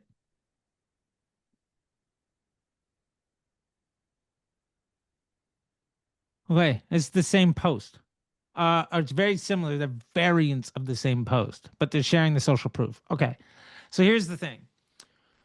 I would challenge you, if your cost per sale is not efficient enough, I would challenge you to say, if I watch this ad and I haven't bought yet, let's say somebody watched this ad and then they're leaving the store. What can you say to them that would get them to turn around and buy? If I focus on building that as a static ad and I make 1 flex ad or 2 in this ad set that are built around that mentality, the focus of that ad is it will not earn as much spend. The frequency will be higher, the CPM will be higher, and the cost per purchase will be far less. That's a win. If we can get there, that's a win. The point of that ad is it's the second touch. It's retargeting, and it's more efficient on the sale. Does that make sense? So the thought is, what can get people to come back to the store? They're about to leave in an ad. What can I say to them? Yeah. If somebody watches this ad and doesn't buy, what's the follow-up that you need? Yeah, I think I could do something fun with that. I mean, it's a cat product, so it's yeah. You got a lot of options. I did drop shipping many years ago with the Squishy Cats product, and one of the guys that's involved in that business is now one of the media buyers at Ridge. It's crazy. But yeah, Cat's got a lot of room. The point is, videos are fun, but if it's not in the first like 2 seconds, assume nobody cared. Nobody saw it. Yeah. So I think I can come up with something pretty clever for that. It's the ads have been okay. I just have not been able to scale. That's been the main issue. Yeah, so here's my thing. If you were to get static ads to accompany this video, what you're going to get is this video is going to become less efficient. It's going to make this ad worse, and that's a great thing because it's going to reduce the CPM, reduce the frequency. It's going to allow this ad to do what it does well, which is go find new people. You're splitting the workload into 2 buckets. You're essentially making a prospecting ad and a retargeting ad so that this ad doesn't have to do as much work. Then the focus is, can I make that retargeting ad good enough that it earns enough spend and the efficiency is good enough that the blended result across my entire ad account is net positive for me, so that ultimately my blended CPA drops. If I can do that, it's a win. Outside of that, I'm doing CRO efforts to sell this $199 item as much as I can, and as much as I can to juice anywhere else in the business, I will. Like if I'm selling accessories for $20, I'm trying them at $24.99. If I'm selling for $24, I'm trying at $29. Like I'm constantly price testing to see where that market efficiency is, because most of us set prices more or less, it's kind of subjective, and price elasticity is a real thing. You know, Warren Buffett owns See's Candies, and a fun fact is he's raised the price every single year, and every time he does, he sells a higher volume of candy. Price is not the thing preventing you from getting volume. If price is your selling point, you have lost to Jeff Bezos. He won that game. I'd rather... Yeah, that's... I realize that. Yeah, I can't compete on the lowest price. I have to compete on a premium, nice product. Yeah. So if you come up with a premium, nice product, and you have a couple accessories, and I'll end on this note because I know we're running into it. That example I gave to Kyle about looking into his data, I think it was around like new versus returning and all of that fun stuff. You have repeat buyers that are coming back. So I would do the same exact thing, but say, what are the items most commonly bought when it's a second purchase? I'm now going to create a hero offer that is my desk, is my $199 plus those other things. So I can get that AOV to be like $250. If I have a $250, throw on a $100 gift card with like some ebook, call it a $400 offer, market 30% off. Now you're competing on value and knowing your customer better. You are solving the problem of, I have now given you everything you need in a way that you save money, get extra value. And if you ever want to come back, I've already supplemented that cost. Make that offer. The average order value of that offer should be above the LTV of your current customer. Then you're just now pushing the 150, the 199, and the bundle offer. You're going to get way more people to take that 199 because of price anchoring. And you're letting people solve the problem of, I want to invest in this solution. Oh, here's a thing for 149. Cool. I want to invest in this solution. Here's a thing for 149, but for extra $100 to get all this other stuff, shoot, I'm going to invest. I'm just going to get that. Plenty of people will spend more money if you let them. So make it easy for somebody to solve the problem. I want you to think of it as, how do I solve the problem? And I'll end on this note with this offer construction thing. Last year, one of my clients is a jewelry business, and Mother's Day is a big deal. And right after Mother's Day is like wedding season, so a bunch of like anniversaries and shit like that. Their hero product was like a $60 like necklace, charm thing, or whatever. And they were going to reduce the price. What we ended up doing was taking that piece of jewelry, we paired it with earrings that when somebody bought one, they often bought the other one. So we put that customer journey into a single package. So that $60 plus a $30 earrings is now $90. We then added in a jewelry cleaner kit, so somebody could take care of it, which was like 80 cents landed. We charged like $15 for it or whatever. We then added in a $25 gift card. So now instead of selling somebody for 60, we were at the like 130 range. And we added in an ebook and free shipping valued at whatever. We marked the thing off at 20%. What we did is we made it available for somebody that is trying to buy a Mother's Day gift or something for their wife. Instead of this necklace, plus other things you're going to have to shop around for, you got the whole thing, kit and caboodle, wrapped up in a nice little like present and a gift. You're solving the problem for the end consumer. You're not just figuring out a way to get them to spend more money. Does that make sense? Yeah. The loyalty and the second purchase rate on the people that bought that offer was 3 times higher than anybody else in the business. because we solved their problem. And the women that got that also got a gift card. So half of them bought with that gift card were brand new customers. Our CAC dropped by 30% because 50% of the people that got that offer bought again as new customers. Like, the unit economics were phenomenal for that business. And they went, I think, from 5 million with 1 million on Etsy, 4 on Shopify to well over 12 in a space of like a year and a half. So anyway, I know a lot of this isn't like, here's what to do with your ad. It's like, here's how to do better at the game. But I think that's where you're at. Yeah. I don't know. Does that make sense? It makes a lot of sense, Charlie. Thank you very much. It's extremely helpful. I have fun with this stuff. So that's why I was just like, Shin, we got to do this. Because usually we've done this where it's just me answering questions. I'm like, fuck, let's get context. Let's make it valuable. I mean, I do this all the time in Disrupt Your Academy. I have like a program on school. It's like $147 a month. And I have a high ticket training program. And I do this stuff with them all the time. And I was just like, let's have fun here. Let's make it interesting. And if anybody wants any of that stuff, you can message me, find me in the Slack, whatever. I'm not here to sell shit. Which is what Hermosi said before, asking you to pay $600 for 200 books, $6,000 for 200 books. But I don't have 200 books to sell you. So anyway, that being said, Scott, I hope this really helps. I think you're pretty close. I love the already went up market. Now let's teach the machine that that's what you want to do. And I think you'll be in a much better place. Thank you, sir. I really appreciate your help. You're welcome, man. You're welcome. And DM me if you need any other help or any other things. Yeah, Brian, we're still here. All right, cool. I was just looking. He's like, we're still here. Okay. Brian and Brandon, let's bring you guys in, and we're going to wrap it up on you all. Because I'm going on 2 hours, and I'm out of coffee. So we are hitting the moment of tragedy. My coffee cup is empty. Sorry to keep you so long. Oh, dude, you're fine. Don't worry. This is fun for me. This is my Friday of like, all right, I get to unwind. I'm a nerd.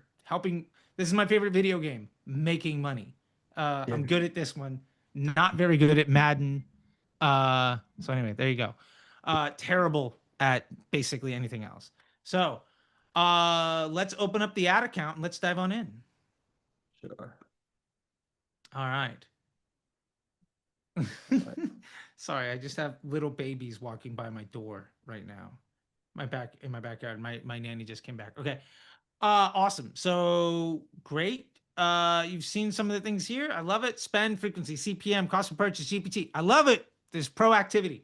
Sometimes when I do these things, every person, I have to be like, all right, here's how you set up your columns. So I appreciate that we invested a little bit more time with the first person and then everybody got it. I just, for what it's worth, I don't always see that. As a guy that has to say this thing 1,000 times a week, I appreciate it. Of course. So all that being said, for me, the first thing I'm really kind of looking at here, you've probably seen me do this before. Let's go last 30 days broken down by week. What I'm really looking for is trend analysis and to see where's their smoke.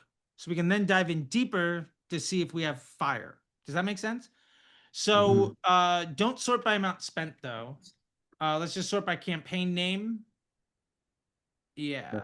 And then search and filter. So at the top where it says search to filter by name, ID, metrics, all of that stuff, just go to can you type in had delivery? Campaign. Just type in had. Oh, fuck. They took it away. I've been noticing they've been taking this damn thing away. Had delivery was amazing. What if I do this? You can. That'll work. There we go. Awesome. So if we look at this, your top one, you're scaling back on it. I would argue this is a very clearly, to me, bottom of funnel marketing effort. It says prospecting CBO, but I mean, you've seen some of these other numbers. Your frequencies are a lot higher. Now, again, this is what I said before. The frequency numbers don't really matter. There's no such thing as a benchmark in digital marketing. Your business is your own benchmark, okay? But 1.94 last week, that means you spent $1,100 and hit the average person basically twice. That campaign has a higher frequency, and what do we see with it? Higher CPM, lower cost per purchase. You're seeing this across every single account because this is how the machine is using your ads. Most people say, this is one of the things I hope you all get out of all of this is the understanding of how is the black box operating. It is actually not a secret at all. It's literally telling you what they're doing. So The thing that you spent $5,000 on at the top is a lower funnel marketing effort, which is probably every time that you try to scale the budget, it may or may not work. That frequency is telling me it's going to struggle to scale because you can't hit people 10 times in a week, but you probably got some gap. And if we take a look at it, when your CPMs were high, basically as your CPMs are dropping, when you move further up in the funnel, your cost per purchase gets worse. When you're moving down in the funnel, your cost per purchase gets better. Frequency is part of that. CPM is part of that. There's a lot here. It's not direct one-to-one. Remember, it's benchmarks and directional information. But ultimately, this thing is great at getting a sale. The big red alarm for me is it costs half as much to make a sale that's worth less than half as much. Even if you made twice as many sales because the CPA was half, you still wouldn't make as much money. Odds are the people that are buying whatever you're selling there are also far less likely to buy with you again. There's an emotional attachment to a business based on how much you spend.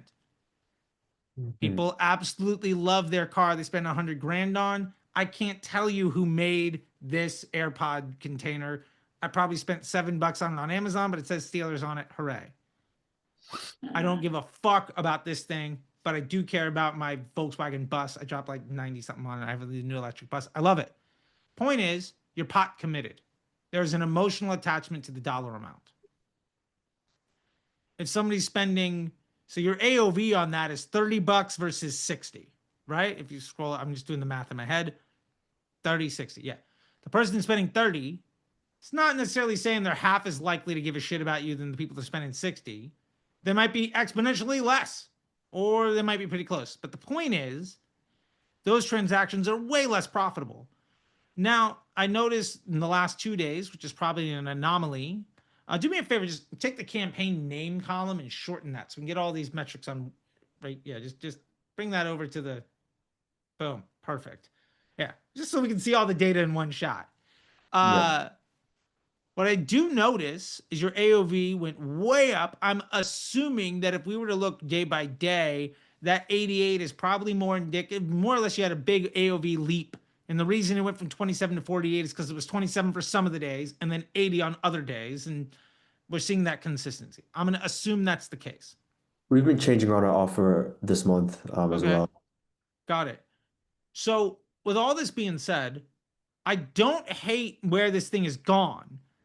If the direction you've made over the last week or so is a consistent one, the last 2 days, again, it's a data set of 2, not the world's greatest thing, but we can see this directional information, which is why I love the breakdown by week over the last 30 days. You can see where are we going as a business. The cost of purchase went up, but every time it cost you $10 more to make it cost you on 8/15, it cost you 17, you made 10. The week after that, it cost you $10 more to make a sale, and you were $10 more profitable on every sale you made. The week after that, it cost you an additional $5 to make a sale. Your cost per purchase has doubled.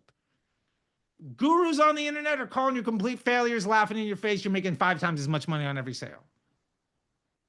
You're doing things right. I love that. You're doing the right stuff. That's what really matters. Now, all that being said, we can get down to some more context. You're saying you're doing some offers here and there. I'm assuming by that you're running multiple offers in each of these campaigns? So or is it one offer that you're playing around with? Pretty much one offer. We run everything to our PDP, but then from the PDP, the pop-up, it redirects them to a locked-in lander, which is this. Got it. Okay. So this is where we produce most of our revenue. Got it. Okay. So quick question I have for you, and this is going to sound a bit like a broken record, but because it's really fucking important stuff. Are you tracking 1, 4, and 12 pack sales as custom conversion events that you can see inside of your dashboard on Facebook? No. Okay. Homework number 1, what are you selling? What is the product? No. I'm saying every ad that makes a sale, what is it actually selling? Okay, gotcha. One of the easiest ways to improve your AOV is turn off the ad that is great at selling the 1 pack. I'd much rather pay 4 times as much to get somebody from the 1 to the 12. Now, I think I've teased it with somebody else because one of my agency clients is in this business, has a similar checkout box situation, not in the same business, but similar situation with a single offer versus a subscription and whatnot. But what I would love, and I think this is on the very first person we talked to, which of these get somebody to buy a second time, and how long does that take? Which one does it the best? So the 1-pack, the 4-pack, and the 12-pack. And I'll bet you when you run the numbers, there might not be a dramatic difference in the time to somebody buying again between the 1 and the 12. Or the 1 and the 4. It might be I live alone versus I'm buying for an office. Like I said, the brand that does the supplement business, that's part of one of my agency clients. I do agency stuff. We only take like 5 brands at a time. You know, we are looking for maybe one other business if anybody's interested. Not trying to sell here, but just I mentioned it, so I'm a marketer too. Throw that in there, whatever. Right? There's my little pop up or whatever, my little ad read, whatever it is. Calling myself out for it, but right it is. The point is, the 6-pack of the bottles, somebody bought again in 17 days. The 1-pack of the bottles, it took them 27 days. Because the kind of person that's buying 6 is different than the kind of person who's buying 1. What matters is what kind of person is best for you to sell to. So in the homework for this business, I would absolutely suggest that you track each one of these with custom conversion events. I'd want to know, are they new or returning?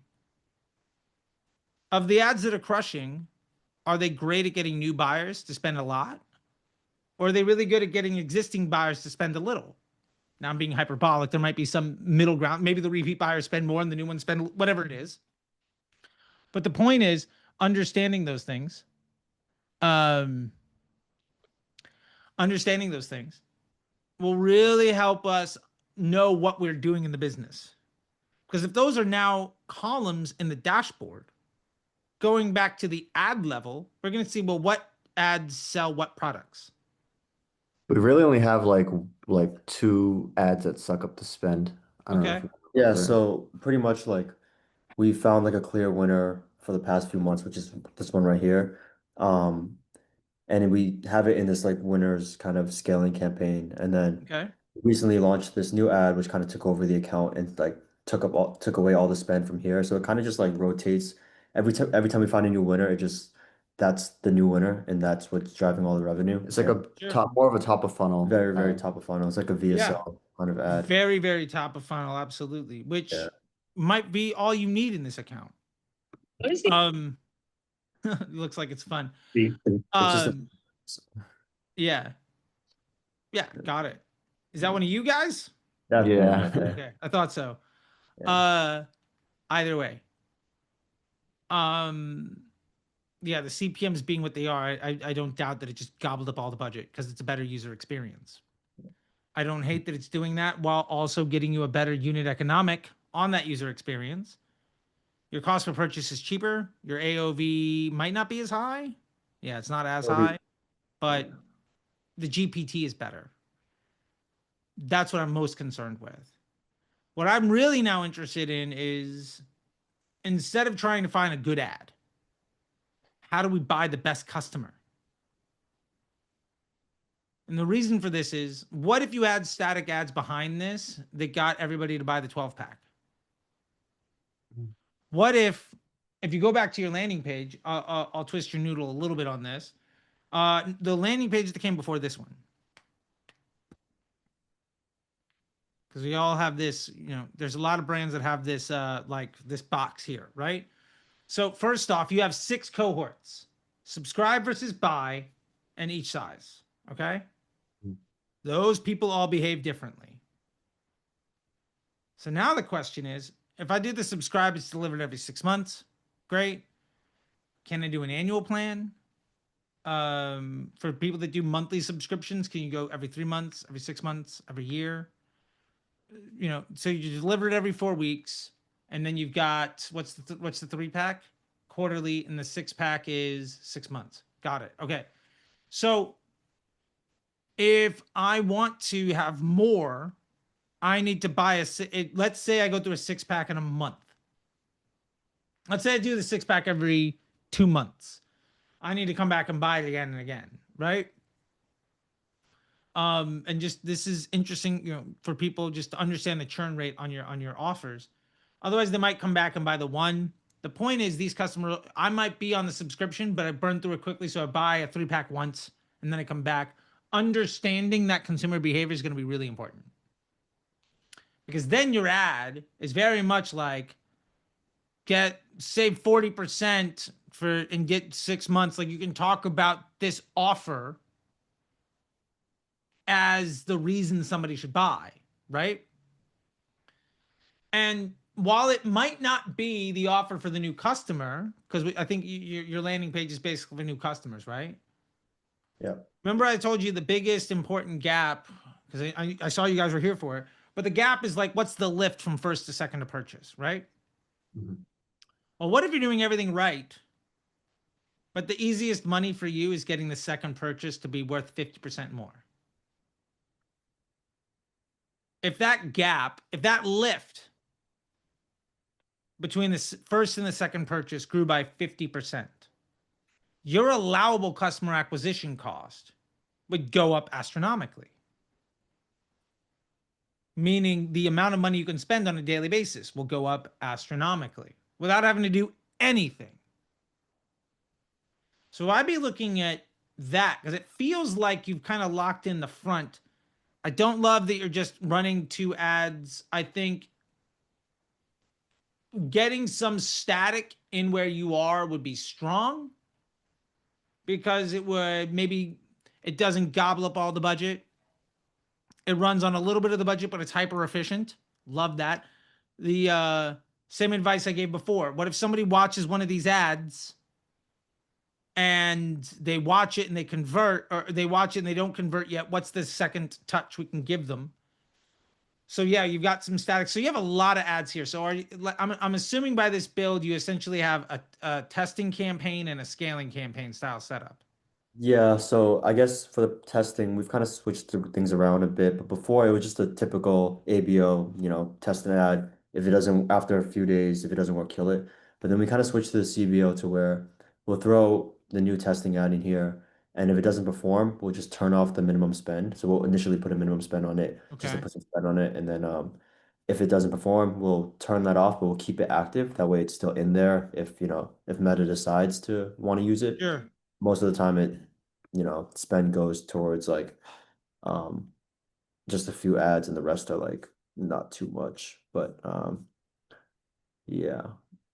Yeah. But So we do have like some offer-based statics in here, and some like founder statics. But to be honest, like CPA wise, and you know, and spend wise, it all goes towards like those 2 winners. And then these, like, yeah. these on these aren't great. Yeah, I mean, and so here, there's 2 things here. One, your arc. So let's get into this, I think, because we have a lot of stuff, but let me not repeat myself. So let's tackle something else. Your current testing architecture, by design, creates ad fatigue, makes your CPMs more expensive, and will prevent you from being able to see any new winners that are not prospecting ads. For a couple of reasons. One, I don't know if it's 110 ads actually got spend here, but I'm assuming it's a lot, because when you're scrolling, there's a lot of them, right? Quite a few. Yeah. Yeah. So here's the thing. You've got some ads that over this month, you spent 5K in this ad set, right? Or this campaign. Yeah. Out of $5,000, this Crying Man ad spent 141. What did that do to your bottom line? Nothing. It's unknowable. It's random noise. Now, it made a sale for $47 because it was the person who was lucky enough to, it was the ad that was lucky enough to get the impression. Essentially, it's like if you release a bunch of kids trying to sell candy into a neighborhood, they're going to be knocking on every fucking door. You're going to have a kid knocking on your door 3 times a day, and you buy from them, they're still coming knocking on your door. The kid that makes the sale has 0 sales skills. There's no reason that any ad here that has a good CPA is a good ad. You have no idea. Because the level of data that it's got, the CarPay warehouse, for instance, $19.49 cost per purchase. Is that either indicative of future behavior, or is that indicative of the quality of that ad, or predictive of future behavior? Well, at less than 0.4% of your overall data, the answer is no. So my point here is this. You have a lot of ads that you're testing where you are unable to see if any of them are any good. This is an old style. I get that a lot of people do this because this is a style of setting up your ad account generally pushed by ad agencies that also sell creative services, because it's a great way to say we do a lot of work. When I look at this, you have 2 ads that spent anything meaningfully enough to even have any idea of what it's doing for your bottom line. The rest of the ads that spend almost nothing. Like, I don't know, there's a V2 ad, spent $165 at a 2.61 frequency. But also the CPMs is like 11, and the cost of purchase is 20, which is great at a $33 GPT. So like, that's good. Why is the average order value 54? The point is, if you were to say, oh, this ad is winning, and then you throw it in your other campaign, the confidence that this ad will actually be a winner is essentially 0. Because this ad is one of 50 competing for impressions. The point is, the machine is showing these ads to people over and over again. This ad far more often. Over the last 29 days, the average person saw this ad 2.61 times. 100% of people saw this ad twice, essentially, is one way you can look at this. Is that good or bad? I don't know. It was just the thing that knocked on enough doors to be the one when somebody had their credit card out and they opened the door. That's it. It's luck of the draw. So what I would suggest instead, because it's one thing to poke holes, if we don't give action, then it doesn't really matter. What I would suggest instead, to start with, I don't think you need to launch another ad until at least October. I would highly recommend you don't. Because you have no idea what's happening to your bank account because any of these ads are live. You've also proven over this ad account that you are capable of generating sales. You've proven that you're capable of building ads that work. What you have is a whole bunch of investment into assets that you are unable to evaluate. Now, that's a problem. So one, I see this Skittles ad is also live in another effort. Got it. Now maybe it's a different version of the ad. Maybe it's the same. I don't know. But my point to that is, like, we already know that's a winner. This is a separate campaign, is competing with the other campaign. Campaigns don't talk to each other. So people always talk about like audience overlap and all this other stuff. It's a misunderstanding of what's going on. What matters is these 2 campaigns are directly competing for random distribution of the person who wants to buy. This ad being live in both places basically says, where is this ad that Facebook likes to show going to be lucky enough to be the point of sale? Which is why the ad that has the low frequency and the low CPM is also hyper efficient, because it's just getting more shots at being the right one. But even then, the value of those transactions is less than others and more than others. Like, there's a problem here. So what I would do to begin to just unpack this, to make this actionable at all, is, oh, sorry, my nanny's about to give me this baby monitor. Hold on a second. Yes, please. Thank you. Oh, yeah, that's great. And my dog is here too. Gonna cause a wreck, cause havoc. All right. Anyway, so with this being said, I will say this. Your current testing model does not allow you to identify what's winning or losing, which is why all of the ads that are winners are top of funnel, that spend and immediately make the existing winner not good anymore. Mm. You are manufacturing ad fatigue by only letting the thing that is good enough to be a prospecting ad earn any meaningful spend. Does that make sense? Yeah. Now, if your problem is the cost per purchase is too high, and the only testing model you have is how do I get other ads that are going to have a high cost per purchase, you're never going to get better because every win only replaces the thing that already does the job well. You're essentially replicating the win over and over again, but not ever solving your problem. Does that make sense? Yeah, yeah. So, what kind of ad structure would avoid that issue? One, I personally abandoned the scaling campaign and testing campaign architecture back in 2018. This testing campaign is a very expensive way to see what you think you want to test in your scaling campaign. But until any ad is leveraged against your scaling campaign, you don't actually your creative test doesn't launch until the ad moves into the other campaign. Let me put it to you that way. Because testing is about taking a control element, a known, and then adding a variable to see the impact, right? Scientific method. I have a control element, I introduce a variable, what happens? Right. Your variable is only introduced when you move it from this campaign to the other. So you have a very expensive process of generating a winner that is essentially a copy of your control. So you're never actually introducing any variables in a way that takes your control and replaces it. So every time you get a new winner, you throw it in the other campaign. What happens to the other ad that's already in that campaign? It gets worse. You just kind of cycle through these winning ads, right? It's because you are manufacturing ad fatigue.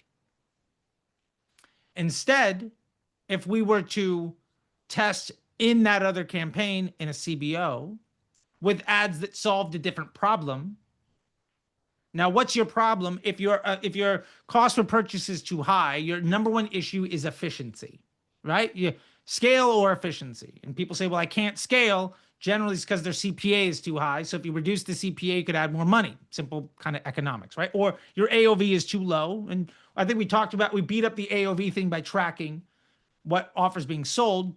That's fun. Now let's get to the other actionable side here to answer your question. I might say, well, what are the ads here that have an above average frequency, that have an above average CPM, that also tend to do well in the cost per purchase? What are those ads that don't generally earn a lot of spend, but are sitting lower in the funnel? If I were to begin to build, and again, I test all ads in a 3-2-2, so that's a flex or dynamic creative, 3 creatives, 2 headlines, 2 primary text. You have to make sure that all the permutations of the ad make sense. And generally in that way, what I'm doing is, let's say this free welcome is the winner. I'm making 3 versions of this image. And I'm going to run that against 3 versions of another one. So I'm A/B testing image-based 3-2-2 ads in the campaign against my control. Now we have a legit scientific method. When these ads earn spend, they are doing so at the expense of the control. They are taking money away from the known. Does that make sense? Yeah. When that happens, what happens to the output of that campaign? Does it get more or less efficient? If that ad earns spend from the control, if the variable has an impact, and my outcome is more desirable, that means it's a win. And at that point, I'm just adding budget, because I also have to understand what is the capacity of this win. Like that win might work the same budget, but as soon as I add more money, all the money just goes to the prospecting ad. And great, I basically, every dollar I spend makes my campaign less efficient because the upper funnel ad is soaking up all the budget. My win only works at a non-scalable level. So then it's a game of, let me find a win that scales by maintaining some percentage of spend as I add more budget to this campaign. And if you do that, eventually that campaign is going to be a better investment than this one, meaning you can shift budget from this campaign to that one to ultimately just get rid of this campaign. Because your definition of success is very simple. You're selling one offer. You want one campaign where the machine is making a decision. What is the best way of controlling exposure to marketing to create a customer journey to sell my best offer, either at the lowest CPA or the highest AOV, which you're controlling by the ads that you have. And then letting the machine deliver that in a way that is best for the end user experience. And now you have a simpatico business relationship. You are trying to balance end user experience with their content with bottom line ramifications for your business. That generally means you're going to have some hard sale ads and some things that people really like to see. The hard DR ads are never going to spend nearly as much. But that's because they're bottom of funnel. They only work as the second touch. So they'll never be the top, which means they'll never spend as much as the less efficient ads do. But they're a winner if the combination, if that investment portfolio is good enough for you to raise your budget. And that ultimately means your entire ad account comes down to a simple process of creative testing for ads that solve a problem that you have. You don't need another top of funnel winner. You need a bottom of funnel that is more efficient so you can spend more money. That's number one. Number two is the most important problem anybody can have. Can I spend more money? And if the answer is yes, then you do nothing else other than raise the budget. Because also, every time you launch a new ad, you're attracting the attention of different people, which means the machine is now struggling. Who do I show that ad to? And generally, any new ad and any new organic piece of content on any social media platform, that new thing is shown to the people that are already in your funnel because the machine wants to know, how do people that like it like this? Like if you launch a TikTok and it's stuck at 300 views, it's because these are the only people that were willing to like give them a shitty experience by showing them whatever you had to say today, right? But then something goes viral, whatever else. Same thing happens on YouTube. Same thing happens with ads. Ads are just a pay-to-play version of the organic algorithm, but the distribution is the exact same. So you have one problem, which is how do I spend more money? The path to the solution of that problem is I need ads that sit lower in the funnel so I can improve I can scale my efficiency so that I can afford to scale my volume. Anything that gets in the way of you making that decision with higher confidence in a faster way is a liability to the success of your business. That's other offers, that's new creative, that's 50 fucking ads in this campaign, all basically making your other campaign dumber and stealing all of the hard work. I would argue that there's a dozen ads in here that have 2 or 3 good sales, quote unquote, according to CPA, and all they did was they were the last impression when the ad in the other campaign could have been. And so they're making the CPA, the other campaign, higher. So an ad you're going to turn off anyway looks good before you kill it. And you're keeping them all on. So you essentially just have all of these little cancers stacking up their level of impact in a process to produce more things that don't solve your problem, which is a brutal way of putting it. But like I'm trying to just give a different lesson than I've already given to the other 3 people of like how to take action. And I feel like you guys can handle that level. And the way you're nodding your heads and talking, I feel like we could have this like honest dollars and cents conversation. I don't feel like I'm hurting your feelings by being straightforward with you. For sure. You wouldn't be here for 2 hours if you were looking for a pat on the back. So like trying to take it. I was awfully nice on the first call. At this point, it's like, fuck it. You're spending a lot of time. I mean, let me be brutal. You are spending a lot of time and energy and effort to make success almost fucking impossible by chasing vanity metrics that make success unachievable because you're investing heavily in making the machine very confused. You are spending a lot of money in a way that makes profit very difficult to project. And you have no idea what anybody does after they click on an ad. You have no idea what happens with any spend on any ad to your bank account. You essentially have no idea what's going on other than I throw money into a box and I hope for the best. There's a path forward because you're clearly good at all of the skills. You've just been taught how to run this by people whose primary objective is to not get fired. I don't give a fuck about getting fired. I generally don't because I say the bank account is our scorecard. When I work with people, the bank account goes up. Don't give a fuck about how I'm doing my job. You're making more money. Happy days. Let's continue working together. When do you decide? So if we were to use that one ASC campaign, and we'll put everything in there. And Yeah, we're just not a normal CBO. Yeah. not putting well, would we create is it one creative per ad set, or just this one ad set is fine with all the creatives in it? I want to get out of the learning phase. I would probably, based on your spend level, one flex ad per ad set. So I'd have 2 ad sets. Honestly, like, you probably can't see it. I have this sticky note framed because this sticky note has made me a couple $1 million. You can't see it. But let me see if I turn this camera light off, if you can get to it. See the structure. It's 1 control ad set, 2 DCTs inside of a CBO. Can you see that? Yep. So basically, yeah, this thing bought me a house in LA and an apartment in New York. So I framed this sticky note, which one of my students came to my house and was like, holy shit, you have that thing framed? Like, fuck yeah, I do, bro. That's $1 million right there. That's the best fucking sticky note I ever had in my life. Point is, I have a control, which is the ad set. I have 2 other ad sets, which are my variables. Those 2 ad sets would be an A/B test of static ads designed to be in the bottom of the funnel. Mm. So my control is being leveraged against my variables. My variables are being A/B tested. Spend is earned. Now, if my performance isn't good enough and my new tests don't spend any money, my number one question to you is, why are you spending on the ads that suck? Turn off the ones that are not good enough. Those other tests are going to get spent eventually because there's nothing else in the account. Now, that's a bit hyperbolic, but just to try to make the point. In that environment, all I'm doing is to say, does my campaign perform better because of this? If the answer is yes, I don't give a fuck about the performance of any ad. And ultimately, there's no such thing as a winning ad.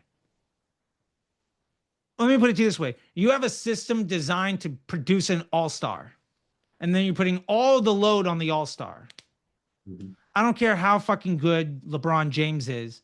If he plays an entire team from fucking Bulgaria, he's going to lose every game. Right? Like, Messi can't take on 11 other guys.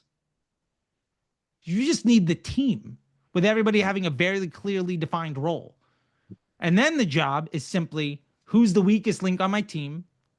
Let me do testing to replace them with somebody better. All I'm trying to do is hire a better employee at whoever is the worst at their job. And all I need that to be able to do is have me ask my team to do more work. More work meaning spend more money. The entire ad account, if you have one offer, is simply down to that level of simplicity.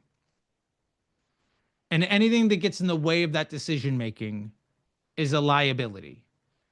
So I would, to wrap this up, have 2 ad sets. Now, for some folks that don't have the ability to get out of learning phase, I maybe make 1 control ad set, 1 testing ad set. If you can't even support that getting out of the learning phase, just have the 1. You are in a space where you can afford to have 3 moving parts because you'll get out of the learning phase enough. You have enough spend to accommodate that luxury. Not everybody does. And I used to teach it as do it that way, but then they added flex ads. So 322 used to be dynamic creative only. You could really have 1 ad per ad set. It's a whole thing. But people will look at my old content and be like, well, you didn't say that before. Like, well, okay, I'm changing my mind. Also, the tools are different. So, right? We got to evolve, right? The strategy is the same. It's leverage the scientific method in a machine learning environment that is built off of a game theory economy around attention, which is basically a very nerdy economist way of saying the ads that earn spend better perform or turn them off. And everything works together. If you had 5 ads in this account, let's say you just had these 4 ads right here, and your entire account was on these 4 ads, which, by the way, I've spent $50,000 a day with like 3 ads live, plenty of times. If I were to look at that and I were to say, man, I'm struggling to reach new people. My new customer cost just continues to go up.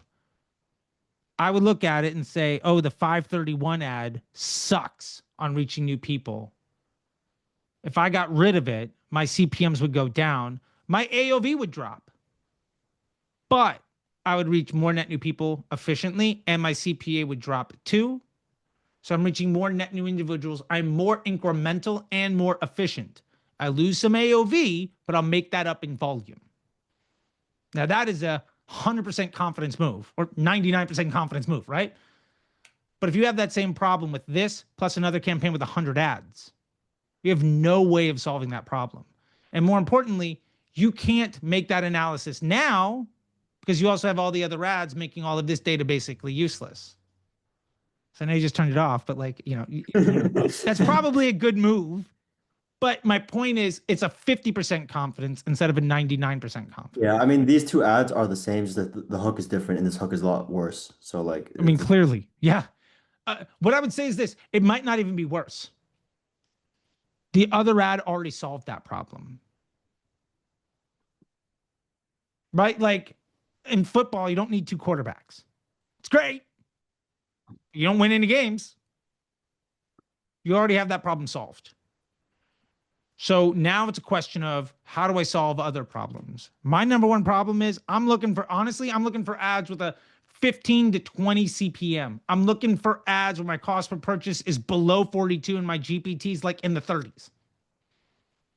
What ad in this environment will earn spend and deliver that outcome? That's an ad I don't have to micromanage. Because the honest truth is the more time you spend micromanaging the machine, the less time you're going to be able to spending actually making the business any better. And you're spending a lot of time and effort trying to hack your way into the least profitable transaction being a little bit better. And if you went from 10% of people bought a second time to 20, and that time frame go from every 4 months to every 3, you would double the amount of money you're making. Overnight, you just start cranking the ad budgets. You're never going to solve that problem by creative testing. But you have such a high variety of attention. The kinds of people that are coming into your store are so dramatically different. It's impossible for you to understand, oh, that's the guy that's going to buy twice. She's going to buy 10 times. This person's going to buy once and charge back every fucking time. You don't know. So you have no ability to do anything other than be a good salesman.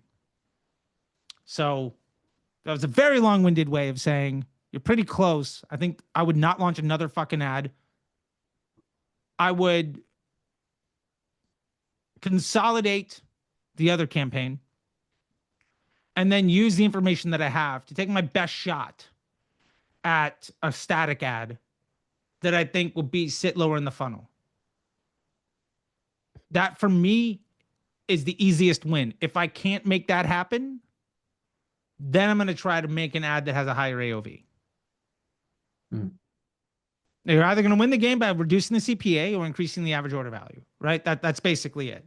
And your entire game is how much money do you make every day from people who it's not their first purchase. That number should go up every week.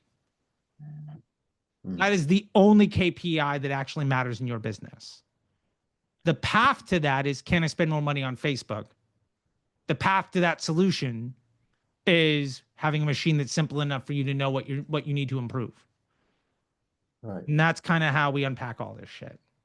So quick question, when you test ad in that kind of split test structure, and it say if it does earn spend and does, get you the metrics that you're looking for, do you move that into the control with the other one? Do you leave it in there? I would, because until I can't scale it anymore. Basically, you're saying, if you find a winner, do you stop letting it win? No. If I find a winner, the worst thing you could do is move it. Right. So you just basically like have those ads in there and you bump budget until the efficiency is like you can't tolerate it anymore. Then you'll switch out the part of the funnel that you need to. At that point, when I'm hitting that pain point, that's when I'll move the post IDs. That's when I'll understand, okay, what is wrong? And I'll do my creative, I'll do my business, I'll do my work to figure out what ad can I launch that will solve my problem? Is it a top of funnel? Is it an upper funnel? Is it a lower funnel problem? Is it a CPA problem? Is it an AOV problem? Is there anything else in the business I can do to solve this problem? What if this problem goes away because I raise my price by $5? The more ads you, I'll say this, ad volume is essentially lack of confidence volume. If your ads work, every day the machine is getting smarter at knowing who to show that ad to. And the fewer ads you have, the more similar all your site traffic is. If I saw that in my account, let's say a week and a half from now, you've got some stuff, you scaled it and it doesn't work, and you're kind of hitting a wall, I would just simplify this campaign that has a shit ton of ads. And the more I simplify this campaign, the better the other one will get. Because they just don't have 100 salesmen knocking on the doors. It's 15, and then it's 10, and then it's 8. Random distribution of good impressions will have a higher percentage to the place that I want to spend money. Gotcha. So do you disagree with like the notion of like, I guess, creative volume and diversity? I don't disagree with the concept of creative diversity. I think people wildly misunderstand that as meaning volume. Volume of ads, and I get it. There are a lot of people that push that. Like Ridge is spending $200,000 a day, launches as many ads as fucking possible. Ridge also has a tremendous customer acquisition problem and is sitting in a place of business that 99% of people who quote it will never be. Like, following that advice is the same thing as saying, well, I'm starting a sneaker company, so I'm just going to talk to Steph Curry and Michael Jordan and just hire them to be my spokesman. Boom, I'm a billionaire. Like, it's not that easy. Right? The problem that they're trying to solve at $200,000 a day is a problem you don't have the luxury of even thinking about, and you actually have the luxury of not having to worry about it. Now, creative diversity, if you have 2 prospecting ads that are kind of funny or that talk to different points, let's say you have 3 of them. And then you have 2 static ads that one talks about offer construction and another talks about quality. That's 5 completely different concepts. That's a pretty diverse ad account. Your creative diversity of launching 1,000 different ads that all essentially appeal to the same part of the funnel is not diverse. Every time you get a new prospecting ad, you're replicating the same thing. That is the antithesis of creative diversity. I don't care how many ads you're doing, you're still basically solving the same problem over and over and over again. Just slapping a different color lipstick on the pig and calling it a day. That's not solving your problems. Creative diversity is, can I make sure that I can appeal to, can I have enough touch points to be efficient enough to scale my business? And really, there's probably 2 or 3 different kind of customers. I would say you have 3 or 4 different kinds of customers for your business that are like your best customers.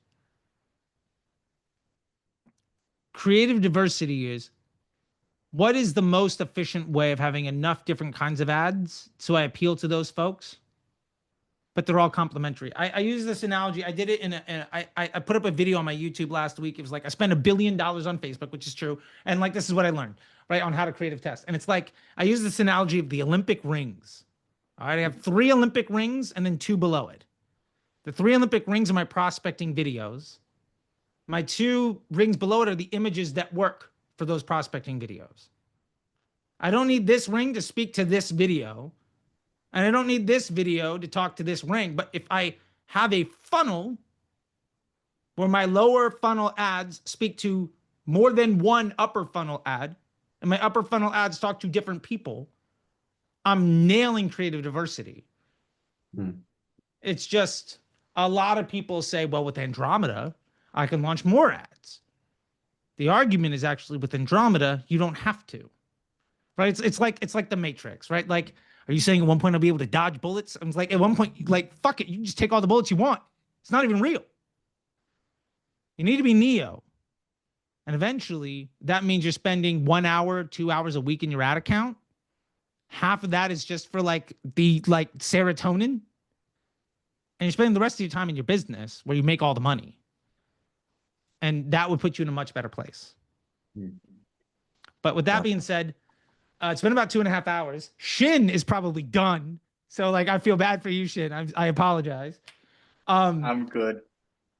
Okay. I mean, I could keep going, but like it is getting to be about that time. I need breakfast. It's 1:30 in the afternoon. I've been on camera since 8 because I enjoy this shit. This is what I do every day. So I just want to say thank you to everybody for being here. And again, I've been dropping these, but if anybody wants more stuff with me, you can find me. I do consulting calls. I have low ticket and high ticket trainings, all of this stuff. If you need more help, I've got a path to give it to you, whatever that ends up looking like. Plus I got a couple of YouTube channels, which are 100% free. Binge that shit. And if you like any of the videos, do me a solid, just share the video. Apparently shares on YouTube are the #1 way of getting that video to be seen by more people. All I want to do is help people go from a place of like frustration and a lack of understanding to a place where they are able to create jobs for others and provide for themselves.